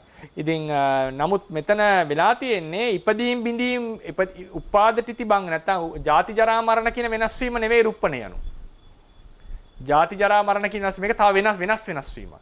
ඒ කියන්නේ බාහිර ප්‍රත්‍යයන්ගේ වෙනස් දේවල් වලට ඝට්ටණය වීම නිසා වෙනස් දේවල් එක්ක හැපීම නිසා සිද්ධ වෙන පරම්පරා වෙනස තමයි මේ විශේෂයෙන් කතා කරලා තියෙන්නේ. පරම්පරා වෙනසයි මේ කතා කරලා තියෙන්නේ. ඒ පරම්පරා වෙනස කතා කරනකොට තමයි අපිට ෂණික වෙනස ආදිය කතා කරන්නට වෙලා තියෙන්නේ. සහ අර මේ අන්තර්කලාපීය වෙනස කතා කරන්නට වෙලා තියෙන්නේ. ඉතින් ඒ නිසා මේක රූපය පිළිබඳ නිර්වචනයක් මිසක් රූපය හඳුන්වන්නට කරපු දේශනාවක්.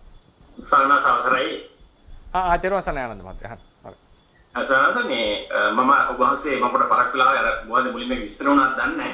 දැන් ওই රූපේ වෙනස් වෙනවා කියන ස්වාමීන් වහන්සේ මේ අපි කියන්නේ දැන් ඊට බන්දම ගිනි ගන්නකොට ඔව් ඒකේ සංයුතියත් එහෙම පිළිම දැන් සාමාන්‍ය විද්‍යාවෙන් කියන වෙනස් වෙනවනේ. ඔව් ඔක්සිජන් එකලා බැඳලා ඒක වෙනම ද්‍රව්‍යයක් හදනද ඒ කතාව මෙතන විස්තර වුණාද? අපි අන්තර්කලාපීය වෙනස් වීම කතා කරා. රූප කලාපවලත් යම් වෙනසක් සිද්ධ වෙනවා මුලින්ම. රූප කලාප අභ්‍යන්තරයේ ලොකු වෙනසක් නෙවෙයි යම් වෙනසක් වෙලා ඒ ඊට පස්සේ හටගන්න කලාප වෙනස් විදියට හටගන්නවා. එක එක. ඊට පස්සේ අන්තර්කලාපීයව තිබිච්ච සම්බන්ධතාව බිඳ වැටෙනවා. ඒක තව එකක්. අන්තර්කලාපීය කිව්වේ ඒක කියන්නේ මේ දැන් අපි සාමාන්‍ය කියන විදිහට සංයුතිය වෙනස් කිව්වද? ඒ කියන්නේ කාබන් වෙනස් වෙලා ඔක්සිජන් වෙනස් වෙලා ඒකට මම 100%ක් සමාන කරන්නම් මට තේරෙන්නේ නැති වෙයි. නමුත් අර බන්ධන ගති එහෙම කියන්නේ බන්ධන ගති කැඩිලා ඒවා මේ ඝනව තිබ්බේවා ද්‍රව වෙච්ච වගේ එකක් තමයි කතා කරේ. ඉතින් යම් අර කිව්වා වගේ මොකක් හරි අරකේ බලපෑම නිසා වෙනස් වීමක් කියන එකත් වෙනවා. ඉතින් එහෙමත් අපිට කියත හැකි. යම් සංයෝගවල වෙනසක් කියලා. නමුත් විද්‍යාත්මකව ගත්තොත් ඒක වෙනස් වෙන්න නම් මොනවා හරි වාතයේ තියෙන එකත් තව එකතු වෙලා මොකක් හරි සංයෝගයක් හැදෙන්න එපේ. නැත්නම් තිබිච්ච සංයෝග කැඩලා වෙන සංයෝග වලට පරිවර්තනය වීමක්. ඒ ඔක්කොම මේකෙන් අපිට විස්තර කරත හැකියි. ඒතකොට අන්තර්කලාපීය වෙනස් වීම වෙලා තියෙනවා. අන්තර්කලාපීය. එකිනෙක තිබිච්ච සම්බන්ධතාව වෙන සම්බන්ධතාව බවට පරිවර්තනය වෙලා තියෙනවා. ඔව්. ඊළඟට අපි මතක නේද අන්තර්කලාපීය කතා කරන්නේ සතර මහා ධාතු.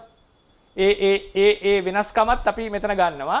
ඊළඟට ඒ රූප කලාප පරම්පරාව පස්සේ හටගන්නේ වෙනස්ව ඒ වෙනස් වීමට හේතුව ඒ බාලපෑමට ලක් වුණාම කලාප අභ්‍යන්තරයේත් යම් වෙනස් වීමක් වෙලා තියෙනවා. ඒ නිසා තමයි පරම්පරාව වෙනස් වෙලා තියෙන්නේ. සාමාන්‍ය සාමාන්‍ය දැන් ඉතිවන්දම දිය වෙනකොට අපි රත් වෙනකොට ඉටි දිය වෙනවනේ. ඔව්. ඒක එතන අපි දාගත්ත හැකි එතන තියෙන ද්‍රව භාවය නැත්නම් මේ ආපෝ භාවය වෙනස් වීම තේජෝ භාවය වෙනස් වෙන එක හරි. ඔව්. ඒතර අන්තර්කලාපී කියලා කියන්නේ කලාපයේ ඇතුළු වෙනස්. ඒ කියන්නේ නෑ අන්තර්කලාප කියන්නේ කලාප අතර තිබුණා නම් යඩ තදට ඇලිලා බවක් ලං වෙච්ච බවක් ඒවා බින්දනවනේ. ඒක හරි. ඒක පැහැදිලි.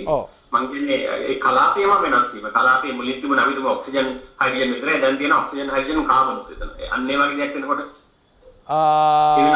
ඔව් ඒ කියන්නේ ඇත්තටම මේක ඇත්තටම මේක දැවෙනකොට ඒ කියන්නේ ගිනි ගන්නකොට මේ එතකොට වෙන්නේ නම් ඇත්තටම මහත්මයා ඒ කියන්නේ එයාගේ ළඟ කාබන් තිබිලා තියෙනවා මුල ඉඳලම මේ අලුත් එකක් වෙනස් වෙනවා කියලා කියන්නේ නම් විද්‍යාත්මකව හැටියට එක්කෝ වායු ගෝලයේ වාතයක් එක්ක ප්‍රතික්‍රියා කරලා අලුත් එකක් හදාගෙන ඔව් නැත්තම් එතකොට ඉතින් වෙන්නේ මොනවා හරි ඒ තිබිච්ච අංශු එකතු වෙලා යාට ඒ තිබිච්ච අංශු එකතු වෙලා කියන්නේ කාබන් වගේ එකතු වෙන්නේ නැහැ කාබන් තිබිලා තියෙනවා ඊට වල එහෙමනම් ඒක අපි සමීකරණයක් ගත්තොත් ඒ අලුතෙන් මූලද්‍රව්‍යයක් හැදිලා නැහැ විද්‍යාත්මකව තිබිච්ච සංයෝග වෙන සංයෝග කියන්නේ කාබන් ඔක්සිජන් හයිඩ්‍රජන් තිබුණා නම් එක විදිහකට ඒක ඔක්සිජන් කාබන් ඔක්සිජන් වෙනමයි එහෙම සංයෝගයේ වෙනස් වෙන්නට පුළුවන්. ඉතින් තියෙන එකම තමයි මේක වෙනස් වෙලා තියෙන්නේ. ඒතකොට විද්‍යාත්මක එක මේකට ඇප්ලයි කරොත් කියන්න වෙන්නේ අන්තර්කලාපීයව වෙනස් වීමට භාජනය වෙලා තියෙන්නේ. හැබැයි කාබන් අංශුවේ උෂ්ණත්වය ඒ කියන්නේ රත් වීම වැඩිලා තියෙනවා. කාබන් අංශුවේ යම් චලනාදී වෙනස් වෙලා තියෙනවා. එහෙම නිසා ඒ කලාපයේ අභ්‍යන්තරයේත් යම් වෙනසක් සිද්ධ වෙලා තියෙනවා. හැබැයි ඒක යම් සීමා සහිත මට්ටමකට. ඒ කියන්නේ අපි එදා කතා කරා රූප කලාපය සම්පූර්ණයෙන් දිය වෙනවා කියන එක අපිට කියන්න වෙන්නේ දිය වෙනවා කියන අන්තර්කලාපීය සම්බන්ධ වෙනස් වෙච්ච නිසා. ඉතින් ඒ නිසා සංයෝගවල අර කිව්වා වගේ වෙනස් වීමක් වෙනවා නම් එකිනෙකා අතර තිබිච්ච සම්බන්ධයේ වෙනස් වීමක් තමයි වෙලා තියෙන්නේ. අවතෝය සම්මත. පොඩිකටලක් ගන්න මේ දැන් රූපය ආහාර ප්‍රත්‍යයෙන් කියලා කියනවා. එතකොට ඒ උප්පණය නිසාද මේ ආහාර ප්‍රත්‍යය උප්පණය නිසාද කියන්නේ කියන එකක්. ඒ වගේම මේක ජීවී වලට කොහොමද ඒක බලපෑම් වෙන්නේ? ජීවී රූප වලට. සජීවී අජීවී. සජීවී රූප වලට සජීවී රූප වලට බලපෑම්. පළවෙනි එක දෙවෙනි එකේ ඇයි මේ ප්‍රශ්නේ ආවේ? දැන් මේ රුප්පණය සජීවීයකට අජීවීයට දෙකට මිශ්‍ර කරන්න පුළුවන් අපිට.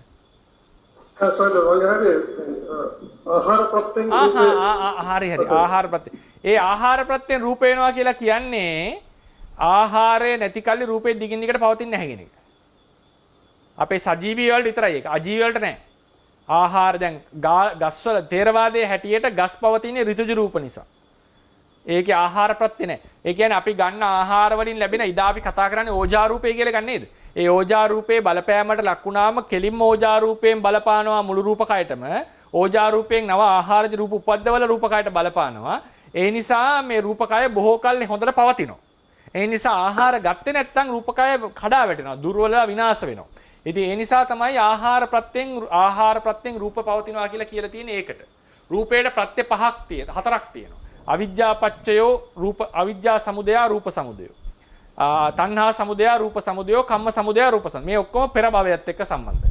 කලින් භවයේ අවිද්‍යා තෘෂ්ණා කර්ම අප්‍රහීනව පැවතී නැති නිසා රූප හටගත්තා කියන එකයි. මේ භවයේ අවිද්‍යා තෘෂ්ණා කර්ම වලින් බලපෑමක් නැහැ රූපේට.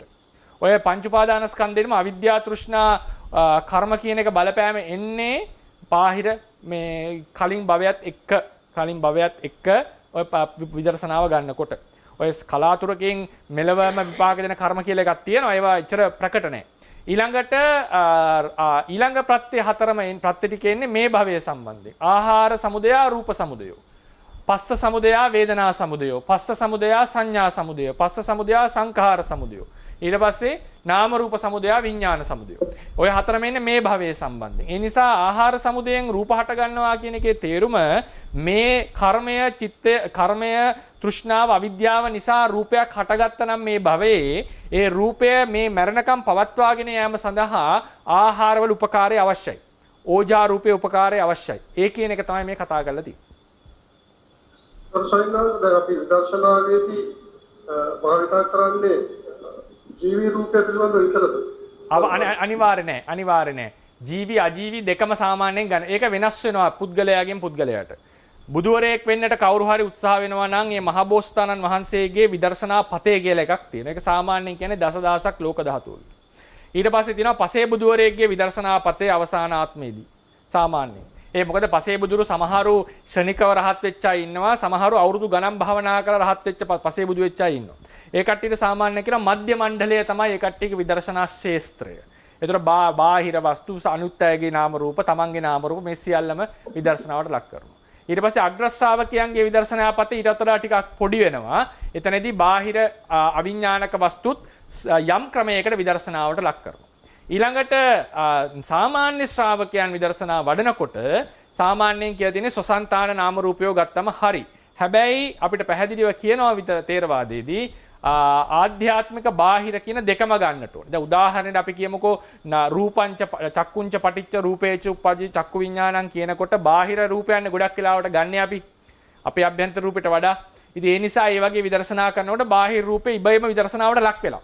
ඒ නිසා අමුතුවෙන් අය මේ ලොකුවටම බාහිර රූප විදර්ශනා කරන්න අවශ්‍ය නැහැ. ඔය ආයතන විදර්ශනාවට වගේ එනකොට මොනවද මේ රූපයක් දකින්න කියන සද්දයක් ඇහෙනකොට විදර්ශනා වඩනකොට බාහිර රූපේ විදර්ශනාවට ලක් වෙනවා. ඒ නිසා ඒ වගේ ස්කෝප් එකක හිටියම ශ්‍රාවකයන් සාමාන්‍ය ශ්‍රාවකයන් ප්‍රමාණවත් වෙනවා මේක කරන්නට. හැබැයි අග්‍ර ශ්‍රාවකයන් වහන්සේලා ඊට වඩා ලොකු පරාසයක විදර්ශනා වඩන්නට ඕනේ. එතකොට තමයි ඔවුන්ගේ මාර්ගඵලය සිද්ධ වෙන්නේ. මොකද ඔවුන් ලබන අධිගමය ශ්‍රාවක පාරමී ඥාන ඉතා විශේෂ එකක් නිසා. අවසරයි ස්වාමීන් වහන්සේ මම මේ අවුරුදු 11 ලියන ශිෂ්‍යයෙක්. තෙරුවන් එතකොට ස්වාමීන් වහන්සේ මේ අපේ ඇඟේ ඇතුලේ තියෙන ලේ සර්ව જાති එතකොට ගත්තොත් එක එන්සයිම් જાතිත් ඔය සකස් જાති ඉන්නේ තේජෝ ගති හින්දා ස්වාමීන් වහන්සේ එන්සයිම් වගේමද? ඔව් එහෙමයි අම්බරේ. I think මෙහෙමයි ඒක සංජාති වගේ જાති. සෙවල් මොකද? ඔය ඇඟේ ඇතුලේ තියෙන සෙම වගේ. සෙමද ඇහුණා? ඔව් ලේ ඒ වගේ සෙම අන්න හරි. ඔව්.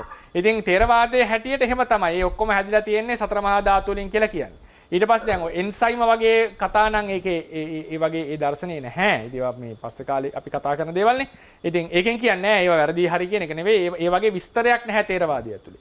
හැබැයි මෙහෙම එකක් තියෙනවා. දැන් දෙතිස් කුණපේ ගැන කතා කරලා තියෙනවානේ. දෙතිස් කුණපේ කේසාලෝමා කියලා. මේවල තියෙන රූප කලාප ගණන් මොන වගේ රූපත් තියෙන්නේ? කර්මජ, චිත්තජ, ඍතුජ, ආහාරජ. හැබැයි ඔක්කොම සතර මහා ධාතු වලින් හැදිලා තියෙන්නේ. රූපයක් යනු සතර මහා ධාතු වලින් හැදිච්ච එකක් කියලා තමයි තේරවාදය පිළිගන්නේ. ඒවා සංගුතිය මොකද්ද? ඒවායේ සතර මහා ධාතු හටගෙන තියෙන මොනවා වලින්ද? කර්මයේ ප්‍රත්‍ය කරගෙන, ඍතුව ප්‍රත්‍ය කරගෙන, සිත ප්‍රත්‍ය කරගෙන, ආහාරයේ ප්‍රත්‍ය කරගෙන කියලා බෙදීමක් තියෙනවා. එහෙම බෙදීමක් තමයි අපිට උපරිම වශයෙන් ගන්නට තියෙන්නේ.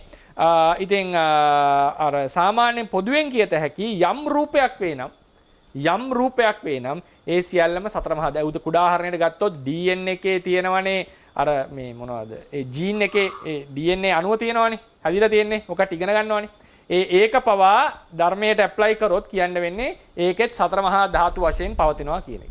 මොකද ඒකේ තියෙනවානේ මේ මොන ඇමයිනෝ ඇසිඩ් එකක් නේ තියෙන්නේ මේ ප්‍රෝටීන් වල තියෙන ඇමයිනෝ ඇසිඩ් එකක්. ඒතකොට ඒකේ තියෙනවානේ අපි බඳිනවා ඒ කියනවානේ මොන වගේ මොලකියුල් එකක්ද සම්බන්ධ වෙලා තියෙන්නේ.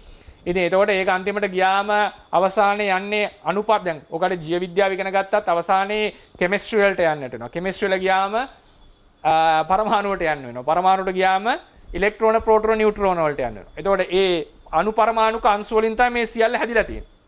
ජීව විද්‍යාත්මකව වාසය නොකරට. ඒතකොට එන්සයිම් එකත් හැදිලා තියෙන්නේ මොකක් හරි අණුපරමාණුක අංශු වලින්. විද්‍යාඥයෝ කියන්නේ මේ විදිහට. එතකොට ඒ පරමාණුක ඒ භාවයේහි අපිට සතර මහා ධාතුව යම් ක්‍රමයකට තේරුම් ගන්න පුළුවන්. මම කියන්නේ සියල්ලෙන් සියල්ල අපි හරි කියන්නේ මේ ඒක විස්තර කරනවා කියන්නේ සාර්ථකව.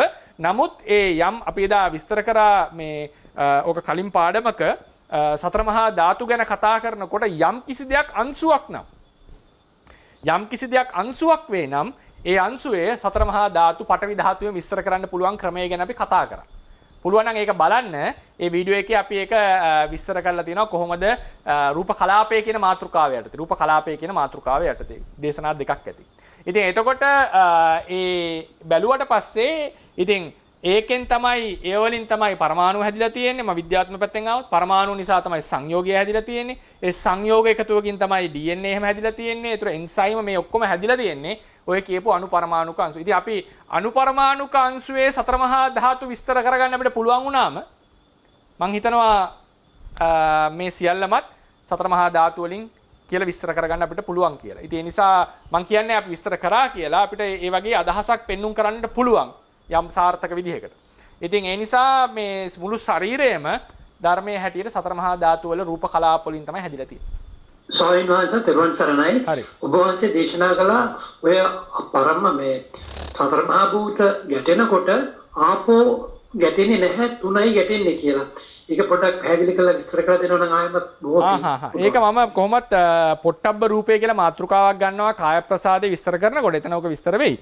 ඒකේ ඇත්තටම මේ සතර මහා ධාතු කිව්වම පඨවි ආපෝ තේජෝ වායෝනේ.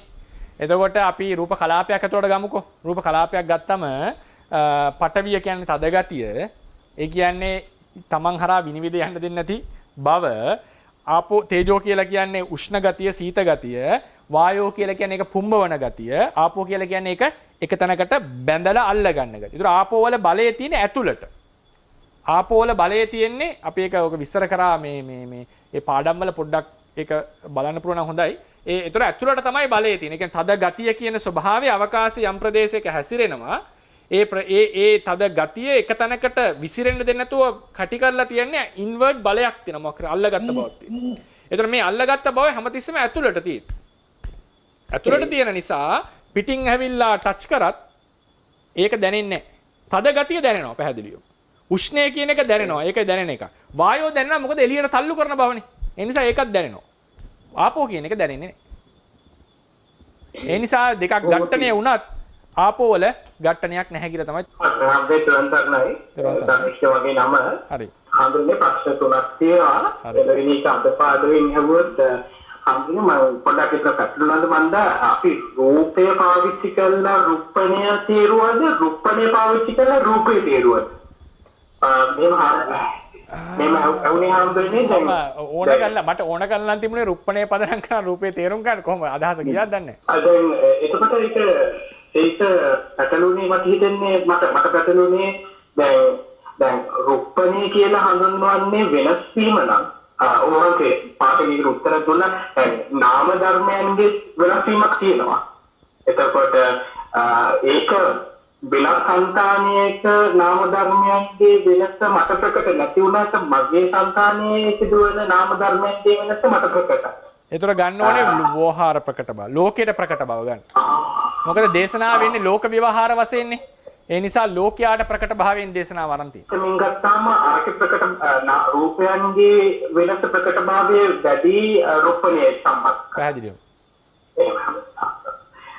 දෙවෙනි ප්‍රශ්නය හම්බුනේ ඊයේ අපි කතා කරපු අපි කතා කළා අජටාකාශ ආකාශ තත්ත්වය. එතකොට ඒ ධර්මතාවය ඒ පත්‍යත්වන පරමත්‍යත්වන තත්ත්වය ඒකට හම්බෙන්නේ දැන් එතෙන්දී වාසයෙන් දේශනා කරනවා සංකත ධර්මයන් හටගන්නේ පවතින්නේ. අජට ආකාශයේ අජට ආකාශයේ. ඒකට හම්බෙන්නේ ඒකට ඒකින් කියනවා සංකත නාම ධර්මයන් පවතින්නේ ආකාශයේ අජට ආකාශයේ.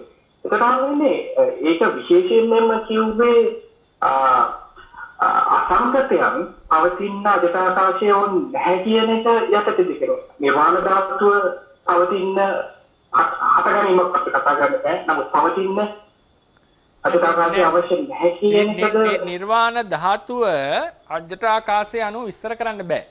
කෙනෙක් අහන්න පුළුවන් අයි නාම ධර්මයේ විස්තර කරේ අජටාකාශය මත කියලා. ඒකට හේතුව තමයි අපිට නාම ධර්මයේ අරූපයක් ලෙස ගත්තට ඔක හොඳම වැඩේ. ගත්තට ඒක රූපයට ආශ්‍රිතවනේ. දැන් වස්තු රූපයක් ඕනේ කියන්නේම රූපයත් එක්ක සම්බන්ධයි කියන එක නේද? නාම ධර්මය. ඒ නිසා නාම ධර්මයේ තියෙන අරූපී භාවයයි නිර්වාණයේ අරූපී භාවයයි දෙකක්.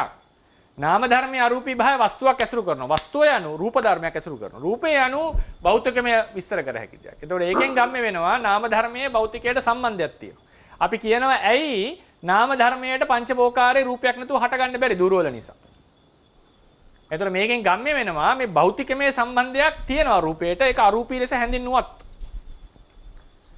එතකොට අරූප ලෝකයේ පවතින්නේ අවකාශයේ සිත පවතිනවා කියලා කියන්නේ.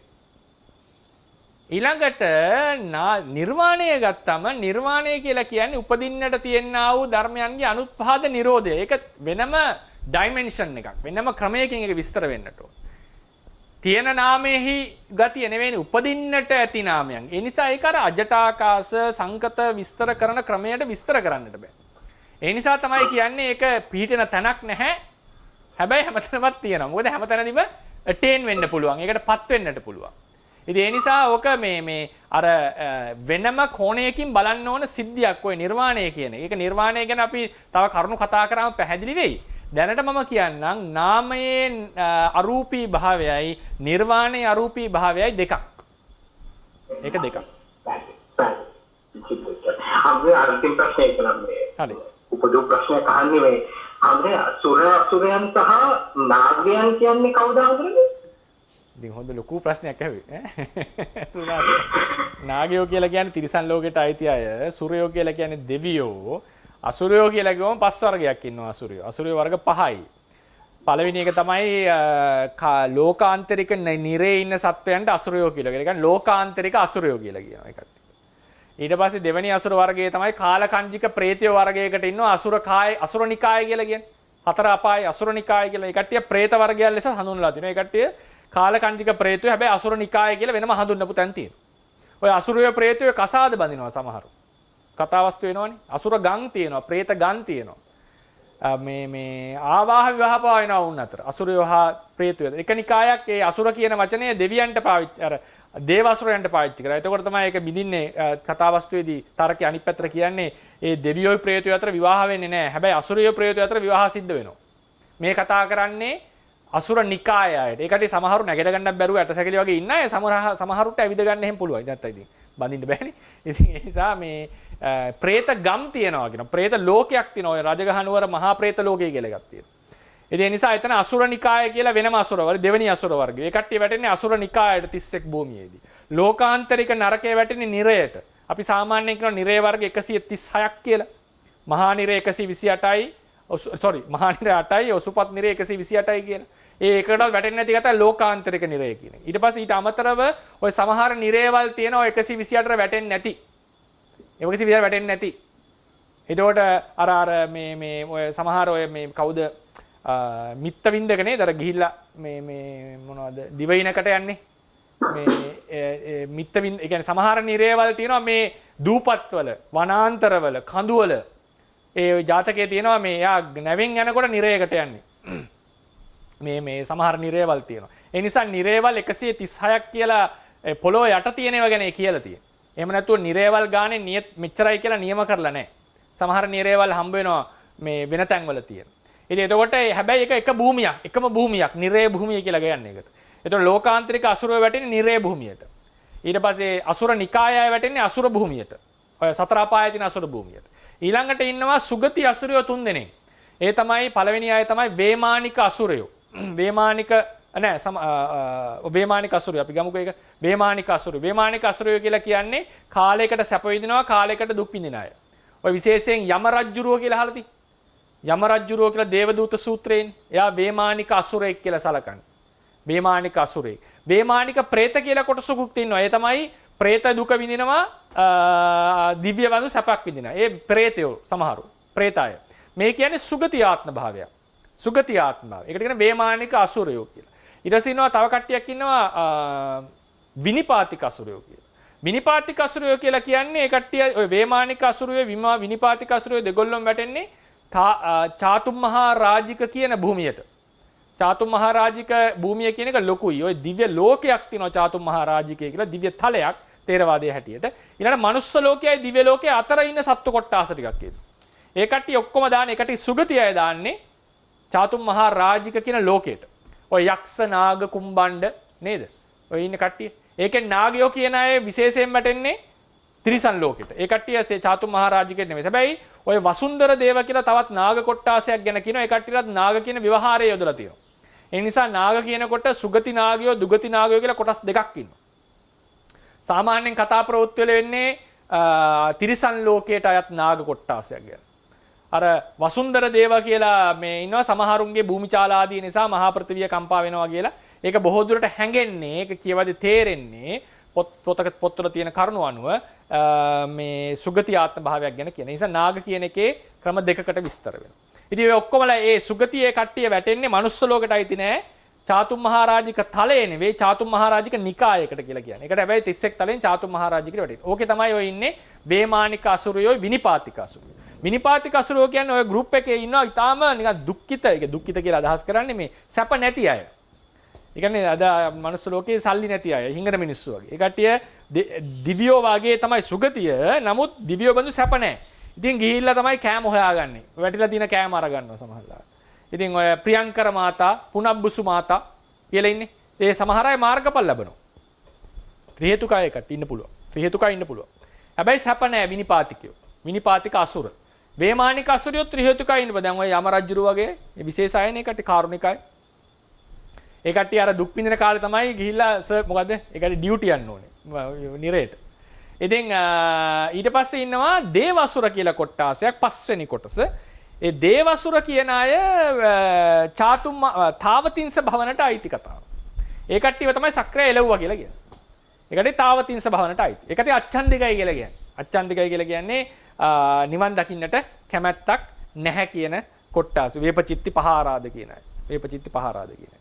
ඊළඟට තව අසුර කියන වචනේ යොදලා තියෙනවා ඒක සූත්‍රයක අහලා ඇති දෙවියෝ කියනවානේ අසුර කාය පිරිහෙනවා දිව්‍ය කාය වැඩෙනවා කියලා වර්ණනා කරනවා මේ කතා කරේ අර අසුර දෙවියෝයි අසුර දේව අසුරයෝයි චාතුම් මහරජික අසුරයෝයි ඒ වගේම ඔය මේ චාතුම් මහරජික විශේෂයෙන් තාවතින්ස ඔය කට්ටිය සටන් කරනෝනේ ඒ කට්ටිය එකිනෙකාට විරුද්ධයි විශේෂයෙන් තාවතින්ස අයයි මේ කට්ටියයි මොනවද මේ දේව අසුරයෝයි සටන් කරනවා කියලා කියන්නේ එක සටන් ගැන කියන දජග්ග සූත්‍රයේ තියෙන භූත පුබ්බම් බික්කවේ දේවාසුර සංගාමෝ ඒ දේවාසුරයෝ. ඒ කට්ටිය වැටෙන්නේ තාවතින්ස කියන නිකාය ඒ ලෝකෙට.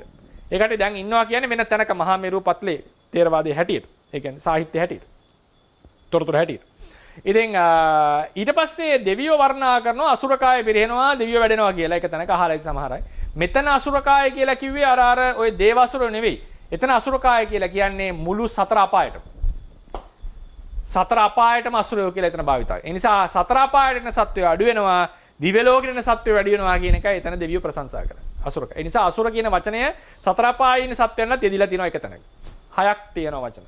ඉතින් ඒ නිසා ওই තමයි අසුර කියන එකේ අර්ථය. නාගයෝ කියලා කියන්නේ අර කිව්වාගේ සුගති නාග කොටස කියන අප්‍රකටයි. සාමාන්‍යයෙන් නාගයෝ කියලා කියන්නේ තිරිසන් ලෝකේ ඉන්න කට්ටිය. ඒතකොට තිරිසන් අතර ඉන්නවා දිව්‍යමය හැකියාව තියෙන දිව්‍යමය මොනවද? ග්ලෝරි මොකද? දිව්‍යමය සැප සම්පත් තියෙන සත්ව කොට්ටාස්. ඒකත් තමයි නාගයෝ සහ ගුරුලෝ කියලා කියන්නේ. මේ කට්ටිය තිරිසන් ලෝකෙට අයිති. නමුත් යම් යම් ආශ්චර්යමත් දේවල් සිද්ධ කරන්න පුළුවන් කියලා තියෙනවා. ඒ කට්ටිය එකක් තමයි නාග කියලා කියන්නේ. ඒ කට්ටියට ඒකට කෙලින්ම අහේතුක ප්‍රතිසන්දි. ඉතින් ඔබතුමා අහුවේ නේද? නාග, දේව, අසුර, දේවනේ උතර දේව කියලා කිව්වම දෙවියෝ.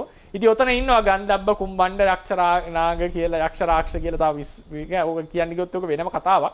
අපි බලමු ඉස්සරහට මේ භූමි කර්මය කතා කරනකොට භූමි පාඩම කියලා එකක් එනවා. කර්මය යටතේ. මම ඒකෙදි විස්තර කරන්න. තෙරුවන් සරණයි පුතේ. හරි. සරණස මේ මගේ ප්‍රශ්න තමයි සරණස දැන් විඥානය කියන දෙයට රූපයක් තියනවාද? ඒ කියන්නේ පටවියක් පොදජ වලින් සමන්නාගත නැහැ කියලා මගේ මම දන්න විදිහට හිතෙන්නේ. මේ කියන්නේ ඉතන සයින්ස් දැන් දෙවියන්ට මොලයක් නැහැනේ. ඒගොල්ලන්ගේ අර කර්ම එකක් කර්ම ස්වභාවයක් නේ තියෙන්නේ. එතකොට ඒ දෙයත් එක්ක දැන් මනුස්සයවයි දෙවියන්ගේ කායයයි සකසන්නත් දැනේ. ඊටසනස්සේ විඥාණය කියන දේ මේ අපිට අර සතර මහා ධාතුන්ගෙන් පසුදාන්න පුළුවන් දෙයක් නෙමෙයි සයින්ස්. තේරවාදයට විඥාණය යනු සතර මහා ධාතුන්ගෙන් හැදිච්ච දෙයක් නොවේ. පැහැදිලිවම කියනවා. ඒක අරූපී දෙයක්. හැබැයි කාම ලෝකේ එනකොට රූපකායකින් තොරව එකට පවතින්නට බෑ. එක අවස්ථාවක් තියෙනවා රූපකායක් නැතුව පවතිනවා අරූප ලෝකේ. බ්‍රහ්ම ලෝකේ රූපකායක් ඇසුරු කරන් තියෙනවා. මනුස්ස ලෝකෙට ආවම තේරවාදයේ හැටියට පුතේ රූපකයෙන් සිතට තියෙන බලපෑම හොඳට විස්තර කරලා තියෙනවා. ඒ හොඳට කියලා කියන්නේ බලපෑම කතා කරලා තියෙනවා. යතෝ ඉන්න බෑ. මම එක දේශනාවක මේක විස්තර කරා එක ප්‍රශ්නයක් අහලා මොළයේ සහ සිත අතර තියෙන සම්බන්ධය පොඩ්ඩක් බලන්න. ඒක මට මතක නැහැ මොන දේශනාවෙද කරේ කියලා. මේ පොඩ්ඩක් ඒක 20 ගණන් වල එක පොඩි ප්‍රශ්නයක් අහලා මහත්මේ මොළයේ සහ සිත අතර තියෙන සම්බන්ධය කියලා පොඩි දේශනාවක් කරා. කොහොමද අපි තේරවාදයෙන් විස්තර කරගන්නේ කියලා. ඉතින් ප්‍රශ්න උත්තර දැනගත්තේ. විනාඩි 20ක් විතර ගියා ඒ කතාව. ඉතින් ওই විදිහට ගත්තම රූපේ බලපෑමට ලක් වෙලා තියෙන සිත. එක උදාහරණයක් ගත්තොත් අර බද්ධ පිට කිපුණාම එහෙම පිස්සු වැටෙනවා කියලා කියනවා අපේ පොත්වල. ඒ කියන්නේ බද්ධ පිට කියලා පිටක් තියෙනවා. ඒක කිපුණා පිස්සු වැටෙනවා. ඒක නවත්තන්න බැරි පිස්සුවක්. හොඳ කරන්න බැරි. ඒ කියන්නේ රූපේ බලපෑමට නාමයේ ලක් වෙනවා. විශේෂයෙන් මේ මනුස්ස තලයේදී සත්ත්ව තලයේදී ලොකු බලපෑමකට ලක් වෙනවා. ඒ නිසා තමයි කුඩා කාලේ හැකියාවල් දුර්වල. ඒ රූපේ බලපෑමට ලක් වෙන එක මනුස්ස තිරිසන් ආදී සත්ත්ව නිකායවල තියෙන හැටියක්. ගතියක් ඒක. ඉතින් හැබැයි ඒකෙන් කියවෙන්නේ හැමතිස්සෙම හැම විඥානයක්ම මේකට නතුයි කියලා. හැම විඥානයක්ම නතුයි කියලා කියලා නැහැ. දැන් මනුස්ස ලෝකයේ හැටියට මොලේක උපකාරයේ තියෙන්නට වෙනවා. නැති අවස්ථා කීපයක් තිබිලා තියෙනවා. සමහර විශේෂ සිද්ධි අර බෙල්ල කපලා කුකුලේ ජීවත් වෙන්නේ නේ. දවස් 40 ගානක් ජීවත් වෙනවා බෙල්ල නැතුව. සමහර කට්ටියගේ මොලේ දියරයක් විතරක් තිබෙන අවස්ථා ඉන්නවා. තාම ජීවත් වෙන මිනිස්සු ඉන්නවා. හොඳ පවුල් එහෙම මේ කසාද එහෙම බැඳලා. ඉතින් ඒ වගේ ඒවා ඉතින් විස්තර කරනවා අර හැම එකක්ම ඇඩැප්ට් කරගන්න පුළුවන් ස්ටෙම් සෙල්ස් වගේ වලින් ඒක විස්තර කරනවා විද්‍යාඥයෝ. කෙසේ වෙතත් රූපය බලපෑමට අපිට පැහැදිලි මොලේ යම් යම් දේවල් අයින් කරාට පස්සේ අපිට ලොකු බලපෑම් සිද්ධ වෙනවා. මොලේ මැරුණ නැතුණාම මොලේ මැරුණ පමණින් සත්‍යය මැරිලා නැහැ කියන එක විද්‍යාවෙන් කියයි. නමුත් මොලේ බලපෑම ඉතාම පැහැදිලි අපිට සමහර තැන් ඉවත් වුණාම පාර වැදුනාම අපිට අමතක වෙන දේවල් ඒවා පැහැදිලිව තියෙනවා. ඉතින් ඒක බුදුදහමේ හැටියටත් ඔළුවට පාරක් වැදුනාම අමතක වෙනවා කියන එක ඉතින් ඒක ප්‍රායෝගික දෙයක් නේ. ඒක අමුතුවෙන් හිතන්න දෙයක් නෙවෙයිනේ. ඒක සාමාන්‍ය දෙයක්. ඉතින් ඒ නිසා ඒ රූපේ බලපෑම සිතට නැහැ කියන්න බෑ. ඒක තියෙනවාමයි. ඒක සත්ත්ව සහ මනුස්ස ලෝකවල ලොකුවටම තියෙන දෙයක්. හැබැයි ඒකෙන් කියවෙන්නේ නැහැ හැම භවයකම සිතට ඒක ඕනේ කියලා. දැන් උදාහරණයකට උපමාව තමයි අපි ගන්නෙ. ඒක අර විද්‍යාඥයෙකුත් කියන උපමාව විද්‍යාඥයෙක්. ඒ කියන්නේ මේ දාර්ශනිකයෙක්. මේ ඉගිලෙන්නට ඕනේ නම් කුරුල්ලා ඉගිලෙන්නේ තටු ගහලා. ප්ලේන් එක යන්නේ වේගෙන් ගිහලා බර්නූලි නියමයෙන්. ඒ බලෙන්.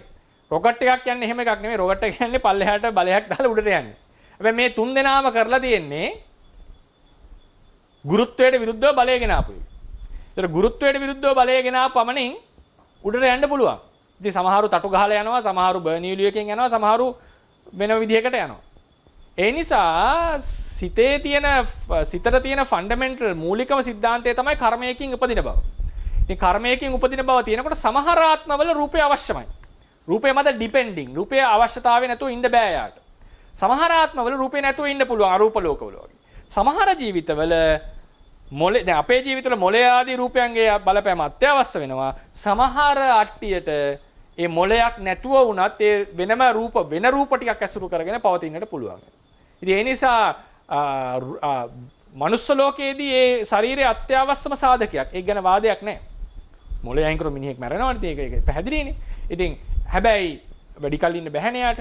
ඉතින් මොනවද මුළු අපේ 31 තලයම ගත්තම 31 තලයම එකතු කරාම මොළය කියන එක අත්‍යවශ්‍ය සාධකයක් වෙන්නේ. මූලිකම සාධකය කර්මයකින් ඇති කරපු දෙයක්. මේ භවාංග සිත, පටිසන්ධි සිත. ඒකෙන් කියන්නේ හියලු සිත් කර්මයෙන් කියලා. ප්‍රධානම සිත් ටික කර්මයෙන්. ඊට පස්සේ ඒක නිසා අරමුණු නිසා නැවත නැවත වෙන වෙන සිත් හට ගන්නවා. ඉතින් ওই නිසා කර්මයකින් උපන්න බව තමයි මේ භවයට ප්‍රධානම සාධකය. කර්මයකින් ඇති වෙච්ච බව. ඉතින් ඒ නිසා අපිට කියන්නට වෙන්නේ බුදුදහමේ හැටියට සිතට මොළය කියන එක අත්‍යවශ්‍ය සාධකයක් නෙමෙයි. හැබැයි මනුස්ස ලෝකෙට, සත්ත්ව ලෝක සමහර සත්තුන්ට ඒක අත්‍යවශ්‍ය සාධකයක් වෙනවා. ඉතින් එහෙම තමයි අපිට විස්තර කරන්නට වෙන්නේ. ත්‍රිසරදාස මෙතනසල්ල මේ දෙවියන්ට කියන්නේ ඒකේ අර ඒ තරමට මේක මේ නැහැනේ එහෙම දෙයක්. ඒ කියන්නේ ඒක අර දෙවියෝ දැන් මේ ලං පෘථිවියට වගේ ආවොත් අර ඒගොල්ලෝ පාවි ඉන්නවා කියන්නේ. ඔව්. වෙනම රූපයක්. ගණ ස්වභාවයක් නැහැ. වෙන රූපයක්, වෙනම රූපයක්. ඒ කට්ටියක වෙන මනෝමය රූපයක්. හැබැයි එක තැනක තියෙනවා එක දෙවියෙක් ඇවිල්ලා බුදුරජාණන් වහන්සේ ගාව හිට ගන්න යනකොට දිය වෙනවා. එයා පොළොවට යනවා. ඊට පස්සේ බුදුරජාණන් වහන්සේ කියනවා ශරීරය ඝන කරගන්න කියලා. ඉතින් ඒ නිසා එහෙම සිද්ධිත් තියෙනවා. ඒ නිසා මේ එයාට ඝන කරගන්න තේරෙන්නේ. ඒ කියන්නේ දෙවියෝ එනකොට යම් ටෙක්නික් එකක් තියෙනවලු මේ මනුස්ස ලෝකේ ගනුදෙනු කරනකොට අයිල පොළොවේ හිට ගන්නකොට එහෙම. ඉතින් සාමාන්‍ය කට්ටිය අහසේ යන්න පුළුවන්, මන හිතින් යන්න පුළුවන් සත්ත්ව කොට්ටාසය. මනස අනුව හිත රූපේ හසුරවන්න පුළුවන්. ඒක වෙනම රූපයක් පුතේ. වෙනම සතර මහා ධාතු තියෙන්නේ. හැබැයි අපේ රූප වලින් සංසන්දනය කරන්න බැරි සියුම් රූපයක් කියන එකයි කතා කරන්නේ. තෙරුවන් සරණයි අහන්න. තෙරුවන් සරණයි ස්වාමීන් වහන්සේ මමගේ උපස්ථාවක් කන්තිකා. ස්වාමීන් වහන්සේ පොට්ටබ්බ රූපේ දැන් අපිට පඨවි තේජෝ වායෝ තුනනේ දැනෙන්නේ. ඒකෙන් ස්වාමීන් වහන්සේ ආපෝ කියන එක කියනකොට අපි ආබන්ධන ගතියයි ගලන ගතියයි කියලා දෙකක් කියනවනේ. හරි. එතන සාමාන්‍යයෙන් ගලන ගතිය කියන එක අපිට දැනෙන්නේ නැද්ද? ගලන ගතිය දැනෙන්නේ පටවිය ස්පර්ශ වෙලා නිකන් අර රෝල් වෙලා වගේ යනකොට නේද? ගලන ගතිය. නේද? මොන හරි දෙයක් නිකන් මෙහෙම ගලන ගතිය නැහැම කියන්නත් බෑ. ඕක දැන් විද්‍යාත්මකවත් විස්තර කරන්න බැරි දෙයක්. මොකද්ද මේ හරි අමාරු දෙයක් ද්‍රව භාවය කියන එක. ඒක හරි අමාරු එකට විස්තර කරන්න. සාමාන්‍යයෙන් තේරෙන්නේ නම් නමුත් අර යමක් දැනෙන බවක් නම් තියෙනවා ගලනවා කියලා. ඉතින් මේ නමුත් පොත්වල කියලා තියෙන්නේ කොහොමද සතර මහා ධාතු තුන ශරීරයත් එක්ක දැන් ස්පර්ශ වෙන විදිහ අනුව මනෝවිඤ්ඤාණයෙන් තමයි අපි අරගන්නේ මේ ගලන ස්වභාවය. ඒ කියන්නේ ආපෝ ගතිය තේරුම් ගන්න. ඒ කියන්නේ අර නිකන් ගලනවා කියන්නේ නිකන් චලනය වෙනවා වගේ එකක් නේ. ඒක දැන් ඒතකොට අහන්න පුළුවන් මොනවා හරි මේ කුඩු ටිකක් චලනය වෙන එකයි වතුරක් චලනය වෙන එකයි දෙකක්. ඉතින් අර මොකක් හරි එතන කියන්නේ මේ ස්පර්ශ සතර මහා ධාතු තුනේ ස්පර්ශය අනුසාරයෙන් අපි තේරුම් ගන්න එකක් කියලා තමයි පොත්වල කියලා තියෙන්නේ. නමුත් අර මේක තව හිතන්න වෙනවා. ඉතින් ඒක දැනෙන බවකුත් නිකන් පේනවා වගේ දැනෙනවා. නමුත් පුරා ආචාර්යවරු කියලා තියෙන මේ විදිහට. කයේ ස්පර්ශ වෙන ක්‍රමය අනුව ගලන දෙයක් කියලා අපි තේරුම් ගන්නවා. මන දේශනාවල් වල අහලා තියෙනවා හාමුදුරනේ අර ආස්වාසය කරනකොට ආස්වාසයයි ලේදාත්වයි කියලා අර ශක්තියක් ඇති වෙනවා කියලා. ඒක නිසා ඇති වෙන උණුසුමෙන් අර රූපකායේ තියෙන තෙත ගතියත් එක්ක එකතු වෙනකොට වායෝ ධාතුවක් ඇති වෙනවා කියලා. එතන ඔය අන්තර්කලාපීය සම්බන්ධයක්ද තියෙන හඳුනන කොට්ටාස වාතේව මේව ඇති වෙන්නේ. එහෙම බණ දේශනා වලදී අහලා තියෙනවා. මම නම් කියවලා නැහැ හැම එකක්. මට ඒකට උත්තරයක් දෙන්න බැරි වෙයි. ඉතින් මට තේරෙන්නේ නැහැ. විද්‍යාවත් එක්ක මිශ්‍ර වෙලා වගේ ඔක විස්තර එන්නේ නැත්තේ. මේ ආස්වාසය එනකොට ලේ ධාතුවත් එක්ක එකතු වෙලා එහෙමනම් අපේ එහෙම එකක් තේරවාද එහෙනම් තියනවා කියලා මම හිතන්නේ නැහැ. තේරවාද ඩොක්ටරින් එක ඇතුලේ. මම නම් හිතන්නේම නැහැ හැම එකක් ඇති කියලා. තිබුණොත් එහෙනම් ඉතින් මොනවා හරි වෛද්‍ය ක්‍රමයක් එක්ක සම්බන්ධ කරලා තමයි එන්නේ නැත්තේ. ඒක මට හිතෙන්නේ නිකන් දැන් තියෙන දැනුමයි අපේ දැනුමයි මිශ්‍ර කරලා කරපු දේශනාවක් වගේ. එහෙම එකක් මට කියන්න තේරෙන්නේ නැහැ. ඊළඟට සම්බන්ධ තව ප්‍රශ්නයක් තියෙනවා ඔබ වහන්සේගේ ප්‍රධාන වල අර සංස්කෘතික පරමාර්ථ කියන සංස්කෘත කියන්නේ සංකත කියන එකයි. සංකත කියන වචනේ. හා. සිංහල වචනේ. සුද්ධ මිශ්‍ර සිංහල. හොඳයි. තෙරුවන් සරණයි. අවසරයි ස්වාමීන් වහන්සේ. තෙරුවන් සරණයි. ස්වාමීන් වහන්සේ ඉස්සෙල්ලා දේශනා කර භූමි සහ නිරය ගැන දේශනා කරද්දී මට අහු මේ මතක් වෙච්ච ප්‍රශ්නයක් ඇත්තටම. ඔය ගොඩක් අපාය සහ දිව්‍ය ලෝක විශ්වාස කරන්නේ නැති කච්චගේ එන තත්ත්වයක් තමයි අර අපි යොදුන් ගානක් පල්ලෙහායින් අපාය තියෙනවා කියලා කියනෝනේ මේ පොළොවේ මට්ටමේ. එතකොට ඒගොල්ලන් කියනවා ඒ කියන්නේ පොතේ විස්කම්භයවත් එච්චර නැහැ. එතකොට ඒක කොහොමද එහෙම තියෙන්නේ කියන එක. ඒ වගේ තාපයකට කොහොමද සම්බන්ධ පිළිතුරක් දෙන්නේ? මෙහෙමයි. ඉතින් දේශනාවේ අපිට මේක කඩා ගන්න ඕනේ. කඩා ගන්න උත්තරේ ත්‍රිපිටක දේශනාවේ එනවා මහා මොකද සූත්‍රය දේවදූත සූත්‍රය. දේවදූත සූත්‍රයේදී අපාය ගැන විස්තරයක් එනවා. ඒ කියන්නේ උන්වහන්සේ මේක දැකලා මම හිතලා කියන දෙයක් නෙවෙයි මේක දැකලා ප්‍රත්‍යක්ෂව ඒක ඉතිඋත්තක පාළියෙත් කියනවනේ මම මේක දැකලායි කියන්නේ කියලා. ඒ සුගති දුගති ගැන නේද? මේක ප්‍රත්‍යක්ෂ දර්ශනයෙන් කියන්නේ කියලා. ඒතකොට තේරවාදයේ හැටියට බුද්ධ වචනයක් තමයි මෙහෙම සත්ත්ව කොටාස ටිකක් ඉන්නවා. අපිට අටුවාවට එනකොට අපිට හම්බ වෙනවා මේකේ දිගපල්ල කතාව. එතකොට මේ දිගපල්ල එකේදී යොදුන් 15000ක් පොළොවෙන් පල්ලෙහාට තමයි මේක තියෙන්නේ. පල්ලෙහාට. ඉතින් ඒකයි මම එදා කිව්වේ ලෝක විවරණය කියන විස්තරය ථේරවාදයේ තියෙන අද ඒකත් එක්ක ඒක පිළිගන්න වෙනවා. ඒක ගලප ගන්න බෑ. කිසිම ක්‍රමයකින් ගලපන්නට පුළුවන් එකක් නෙවෙයි. ඒක අද අපි දකින්න දන්න තොරතුරත් එක්ක. ඉතින් එතකොට කොහොමද උත්තර දෙන්නේ කියලා අහුවොත් මම නම් කියන්නේ ඒකට උත්තර දෙන්න බැරි දෙයක්. අද තියෙන ලෝක ක්‍රමය කවුරු හරි පිළි අරගෙන නම් ඒකෙන් ප්‍රශ්නේ අහන්නේ. දැන් මොකද යොදුන කියන එක වැඩි කරනවා අපි කිලෝමීටර ගානේ. නේද? ඊට පස්සේ ඕක පල්ලෙහාට ගෙනාම කොතනද තියෙන්නේ? මං කියවනේ අර ඒක කොටින්ම පැතලි ලෙස විස්තර වෙන්නේ කියලා. ඉතින් ඒ නිසා මේ ඇත්තටම ඒ විස්තරය කරන්නට බෑ. ඒ කියන්නේ උත්තරයක් නැහැ. නමුත් අපිට ත්‍රිපිටකයෙන් හම් වෙන්නේ නැහැ මෙච්චර දුරකින් තියනවා කියලා. ඊළඟ එකක් තමයි තේරවාද පොත්වල තියෙන සංඛ්‍යා කියන එක හරිම මේ ගණන් ටික දක්වලා තියෙන ගණන් එහෙම හරිම මේ ඒක අශ්‍රද්ධාව සඳහා නෙවෙයි ඒක කතා කරන ෆැක්ට් එකක් ඒක. ඒ ගණන් එහෙම හරි අමාරුයි ඒක තේරුම් ගන්න. දැන් උදාහරණයක් මම නිකන් කියන්නම්. මිලින්ද ප්‍රශ්නේ තියෙනවා එක පර්වතයක කෝටි ලක්ෂයක් ස්වාමීන් වහන්සේලා රැස් වුණා කියලා. මිලින්ද ප්‍රශ්න කෝටි ලක්ෂයක් කියලා හිතන්නේ සුළු ගානේ ට්‍රිලියනයක් 1 ට්‍රිලියන් 1000 බිලියන්. ඒ කියන්නේ බිලියන 7යිනේ අද ඉන්නේ බිලියන 1000ක් ස්වාමීන් වහන්සේලා රහතන් වහන්සේලා. දැන් මේ ස්වාමීන් වහන්සේලාට දාන දෙන්න ගිහියෝ ඉන්න එපා ඊට වඩා අනිවාර්යයි. ඒතර කෝටි ලක්ෂයක් මිනිස්සු හිටියා නම් මහන්ලා හිටියා නම් අනිවාර්යෙන් ගිහි පිරිස ගැන හිතා ගන්න බෑ. ඒ සංඛ්‍යාව ඉතින් අනිවාර්යෙන් මොකද මහාන වෙන්නේ ඊටාම සුළු පිරිසක්නේ. ඔය අර ජාතක පහකනේ තියෙන්නේ රටවල් ගිහිලා මහානුනා කියන. ඉතින් එහෙම එකක් අපිට ඉතිහාසය සඳහන් වෙන්නේ නැහැ. මිලින්ද ප්‍රශ්නේ කියන්නේ මිලිඳු රජුරෝ ගැන ඉතිහාසමය තොරතුරු තියෙනවා අපිට. ඉතින් එතකොට ට්‍රිලියනයක් හිටියා කියලා කියනවා. එතකොට ගිහි පිරිස ගොඩාක් වෙන්න ඕනේ. හිතා ගන්න බෑ කොහොමද තියෙන්නේ. හැබැයි නිකන් අපි සංඛ්‍යාව හැදුවොත් මම නිකන් උදාහරණයකට කියන්නම්. අද තියෙනවනේ ආසියාව කියලා එකක්. ආසියා මහද්වීපේ. යුරෝපේ අතහැරලා චීනෙත් එක්ක මුළු ආසියාවම ගත්තොත් මුළු ආසියාවේ වර්ගඵලය ඔය ට්‍රිලියනේ මිනිස්සු හාමුදුරුවෝ ට්‍රිලියනෙන් බෙදුවොත් එක්කෙනෙක්ට හම් වෙන්නේ වර්ග මීටර 40යි. වර්ග මීටර 40. ඉතින් ඒ නිසා මේ සංඛ්‍යා ටික අද තියෙන අපි දන්න ලෝකයේ අපි තියෙන දැනුමත් එක්ක මේක හරිම අමාරුයි කම්පැටිබල් කරගන්න. ඒක ඇත්ත කියන්න වෙනවා. ඒක හරිම අපහසුයි. ඉතින් ඒ නිසා ඒක අපි පිළිගන්න වෙනවා. ඒ කියන්නේ ථිරවාදයේ ඇතුලේ පිළිගන්න තියෙන දෙයක් මේ සංඛ්‍යා කොපමණද ඒක කොතෙක් දුරට අපි ඒක ප්‍රකාශ කරනවද නැද්ද කියන එක ඒක පෞද්ගලික දෙයක්.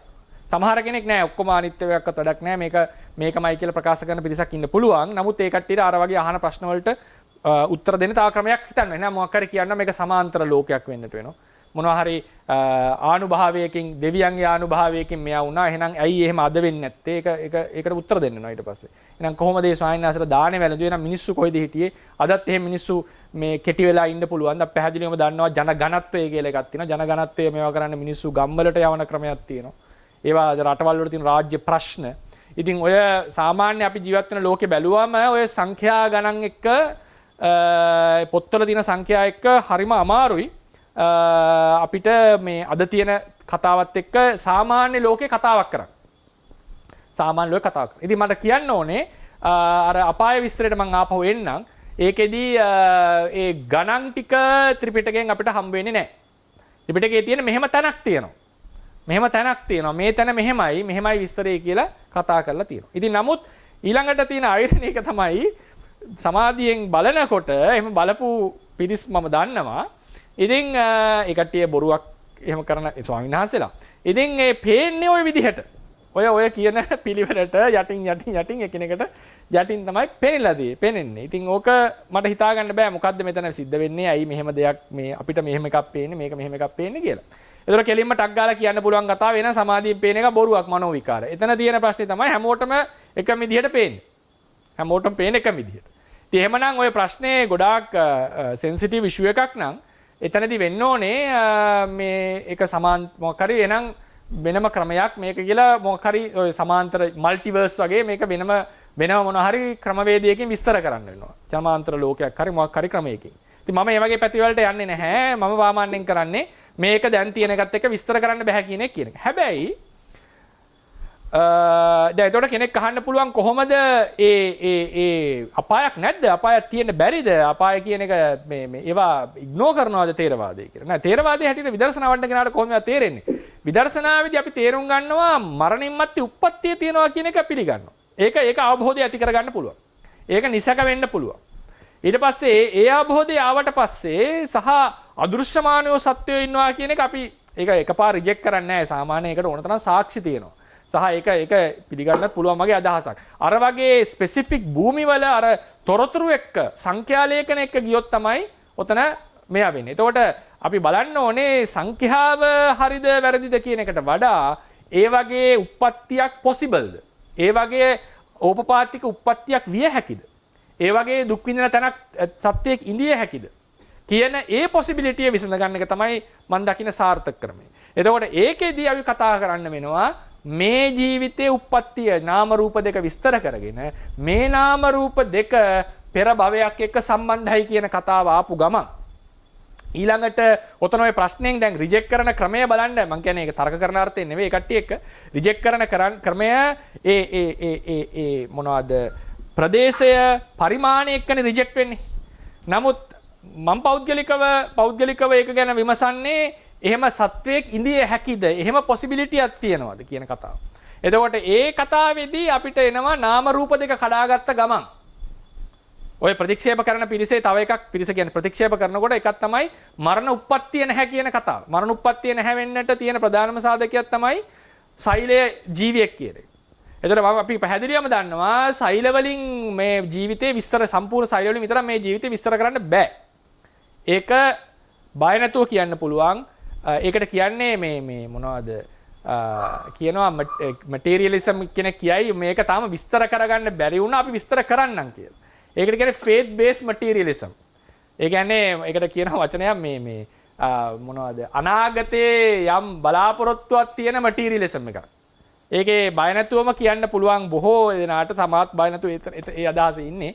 ඒක විස්තර කරන්න බෑ මුළු රූපයකින් මේ සිත කියන එකේ පැවැත්ම. ඒක සමහර විද්‍යාඥයෝ පවා කියනවා ඒක කරන්න කොච්චර උත්සාහ කරත් ඔක කරන්න බැරි දෙයක් කියන එක. ඊට පස්සේ ඒක එන්න වෙන්නේ නම් ෆ්‍රී විල් එකක් නැහැ කියන එක තමයි අන්තිමට එන්න පුළුවන් සමහර කෙනා ෆ්‍රී විල් එකක් නැහැ කියලා. ඉතින් ඒ නිසා මේ මරණ එතකොට ඔය රිජෙක්ෂන් එක එන්නේ උප්පත්තියක් නැහැ කියවෙනවා. එහෙම දෙයක් තියෙන්න බෑ කියලා ඒ වගේ පොදු කතාවෙන් තමයි රිජෙක්ෂන් එක එන්නේ. ඉතින් ඒකේ ඒ ප්‍රශ්නේදී මම පෞද්ගලිකව මේක තමයි අර වගේ ප්‍රමාණාත්මකව සංඛ්‍යාලේඛන වලින් ගිහිල්ලා ඒ සියල්ලම හරි වෙලා කරගන්නවා කියන එකට වඩා මෙහෙම උප්පත්තියක් විය හැකිද? උපාතික උප්පත්තියක් තිබිය හැකිද? මරණින් මත්තේ උප්පත්තියක් තිබිය හැකිද? සිත කියන එක වෙනම ධර්මයක් ලෙස ප්‍රකට කරගත්ත ගමම්ම උප්පත්තිය මරණ උප්පත්තියට තියෙන දොර ඇරෙනවා. ඒක තේරුම් ගැනීමේ දොර ඇරෙනවා. ඒක මම කතා කරන්නම් කාංකා විතරන විසුද්ධියට ආපු වෙලාවෙදී. ඊට පස්සේ ඒක ආපු ගමන් සිත කියන එක රූපය ඇසුරු කරන බවත් රූපේ නොවන බවත් තේරිලා සිතට වෙනස් රූප ඇසුරු කරගෙන පැවතිය හැකි බව එන්න ප්‍රකට වෙනවා යාට. එන්න ප්‍රකට වෙනවා. මොකද සිතයි රූපයයි දෙක කඩා ගැනීම තමයි උතන කී එක. ඒ දොර ආපු ගමන් පෙරපසු භවයන් ටික උප්පත්තිය ගැන සැකේ විසඳ ගන්න එක ලේසි. ඒක ටිකක් අමාරුයි. නමුත් ඒකට පුළුවන් ඒ දොර අර ගන්නවා. ඊට පස්සේ මොකද වෙන්නේ? මරණ උප්පත්තිය, ඕපාතික උප්පත්තිය ඒවා ගැන විශ්වාසයට පැහැදිලීමට මේක ඇති වෙනවා. මොකද ඒ නාම රූප ගැන අවබෝධය. ඊළඟට එතකොට බුදුරජාණන් වහන්සේ කියන කෙනා කෙරේ ශ්‍රද්ධාව, ඒ කියන්නේ මේක පැහැදිලිවම නාම රූප දෙකක් දේශනා කරපු මේ මාර්ගයේ දේශනා කරපු කෙනා එහෙමනම් අනිවාර්යෙන් මේ වගේ තේවල් පැවතිය හැකි කියන තැනට එනවා. මොකද අවසානයේදී අභිඥාව නැති කෙනා දිව්‍ය ලෝක, මනුස්ස ලෝක ආදී පිළිගන්නේ ශ්‍රද්ධාවෙන්. ඒක ඇත්ත. ඒ කියන්නේ අපේ ශාසනයේ තියෙනවා ක්‍රමවේද තුනක් මම ඉදත් කතා කරා. පච්චක්ක, අනුමෙය්‍ය, සද්ධෙය්‍ය. අතකොට ප්‍රත්‍යක්ෂව දකින්න එක්කෙනා අනුමාන ඥානිනුත් ඒක තේරුම් අරගන්නවා සමහර දේවල්. ඊට පස්සේ තමයි එහෙනම් ඒ ශාස්ත්‍රුන් වහන්සේ දේශනා කරපු අපිට නොපෙනෙන දේවල් විශ්වාස කරන එක ගැඹුරින් විශ්වාස කරන්න. සද්ධෙය්‍ය තැනට එන්නේ. ඒ සද්ධෙය්‍ය තැන ස්ථාවර වෙන්නේ පච්චක්ක දර්ශනයේ උඩ. ඉතින් ඒ නිසා ඔය මරණෝප්පත්තිය කියන එක විසඳ ගැනීම, ඕපපාතික උප්පත්තියක් පැවතිය හැකි බව කියන එකට අවබෝධය ලබා ගැනීම තුලින් ඊට පස්සේ එනවා අනිවාර්යෙන් මේ වගේ තැන් තියෙන්න පුළුවන් කියන. ඒ කියන්නේ ඒතකොට දේශනා කරලා තියෙනවා නම් මෙහෙම දැන් අනිවාර්යෙන් තියෙනවා කියලා ඒක පිළිගන්නට හැකියාව ලැබෙනවා. මොකද අපිට මේ මරණෝප්පත්තිය තේරුම් ගත්තා කියලා, ඕපපාතික උප්පත්තියේ පොසිබිලිටි තේරුම් ගත්තා කියලා අපාය කීයද කියලා කියන්න බෑ. අපායේ දුර කියන්න බෑ. දිව්‍ය ලෝක පහද හයද කියලා කියන්න බෑ. ඒක දේශනාව අනුසාරයෙන් ගන්න ඕනේ. ඒකත් ප්‍රත්‍යක්ෂව දන්නට ඕනේ නම් සමාධිය වඩලා දිබ්බ චක්කුව උපදවා ගන්නට ඕනේ. ඉතින් බුදුදහමේ තියෙන ඊළඟ ලස්සන කාරණා වැදගත්ම එක වෙන ධර්ම වලට වඩා වෙනස් එක තමයි ඒක බලන්නට මාර්ගය කියන එක. ඕක තමයි ලස්සනම තැන. මෙහෙම කරාම මේ වගේ තැනකට එයි. එදාට ඔබට බලන්නත් පුළුවන් වෙයි. ඉතින් ඒ නිසා ඒක තව මාර්ගයකුත් පෙන්වලා තියෙනවා. මේක නිවනට අනිවාර්ය මාර්ගයක් නෙමෙයි. ඒක තේරුම් ගන්න පුළුවන්.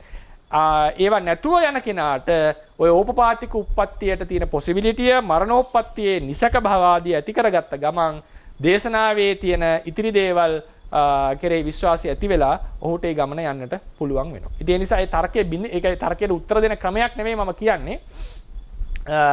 මොකද පොත්පත්වල තියෙන සංඛ්‍යා අනුව ගියොත් අද තියෙන තොරතුරත් එක්ක විස්තර කරගන්න බැරි ප්‍රශ්නය. ඒක ඉනෙවිටබල්. ඒක වළක්වන්නට බෑ. ස්වාමීන් වහන්සේ අපිට අධික කේයක් සංවිලාවට අපදන්වානේ රුප්පණයක් වෙනවා කියලා. ඒකපොඩ ඒ සිතකින් කොහොමද මේ රුප්පණය ඇති වෙන්න බලපෑමක් වගේ සිතෙන් කොහොමද ස්වාමීන් වහන්සේ ඒ රුප්පණය ඇති වෙන්නේ එතන සිත නිසා හටගන්නවා චිත්තජ රූප කියලා කොටසක්. ඒ ද්වේෂයේ අධික සිත් වලින් හටගන්න චිත්තජ රූපවල තේජෝ ධාතුව වැඩි.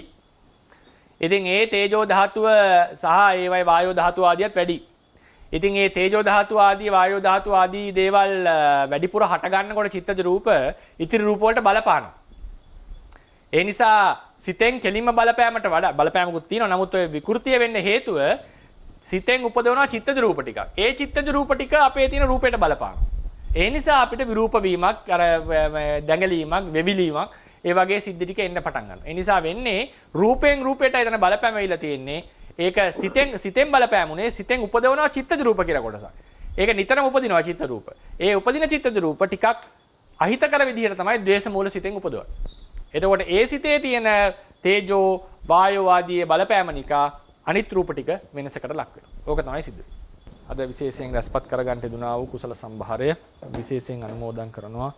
මීට දින කිහිපයකට කලින් අපවත් වී වදාලා වූ ඒ අග්ගමහා පඬිත අමරපුර මහානිකායේ මහානායක කොටගොඩ ශ්‍රී ධම්මාවාසාභිදාන මහානායක ස්වාමීන් වහන්සේගේ ඒ අපවත් වූ ඒ පුණ්‍යවන්ත ජීවිතයට අපි අනුමෝදන් කරනවා. උන්වහන්සේ ඉන්නා වූ තැනකින් සුගති ලෝකයක ඉඳගෙන මේ පින් සාධු කියා අනුමෝදන් වේවා. අනුමෝදන් වීමෙන් තමන් වහන්සේගේ ඒ සසර ගමන සපවත් කරගෙන කල්යාණ මිත්‍ර ආශ්‍රයෙන් අප සෑම දිනාටමත් සසරදී උපකාර කරමින් තමන් වහන්සේ ප්‍රාර්ථනීය බෝධි ඥානයක් කරා ඉක්මනින් යා ගන්නට හැකියාව ලැබේවා කියලා අපි විශේෂයෙන් පුණ්‍ය අනුමෝදනා සිද්ධ කරනවා.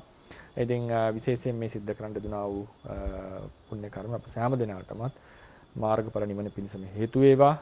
බුද්ධ ශාසනයේ චිරස්ථිතිය පිණිස උපකාර වේවා කියලා අපි ආශිර්වාද කරනවා. බුද්ධ ශාසනං චිරන් තිට්ඨතු බුද්ධ ශාසනං චිරන් තිට්ඨතු බුද්ධ ශාසනං චිරන් තිට්ඨතු සාදු සාදු සාදු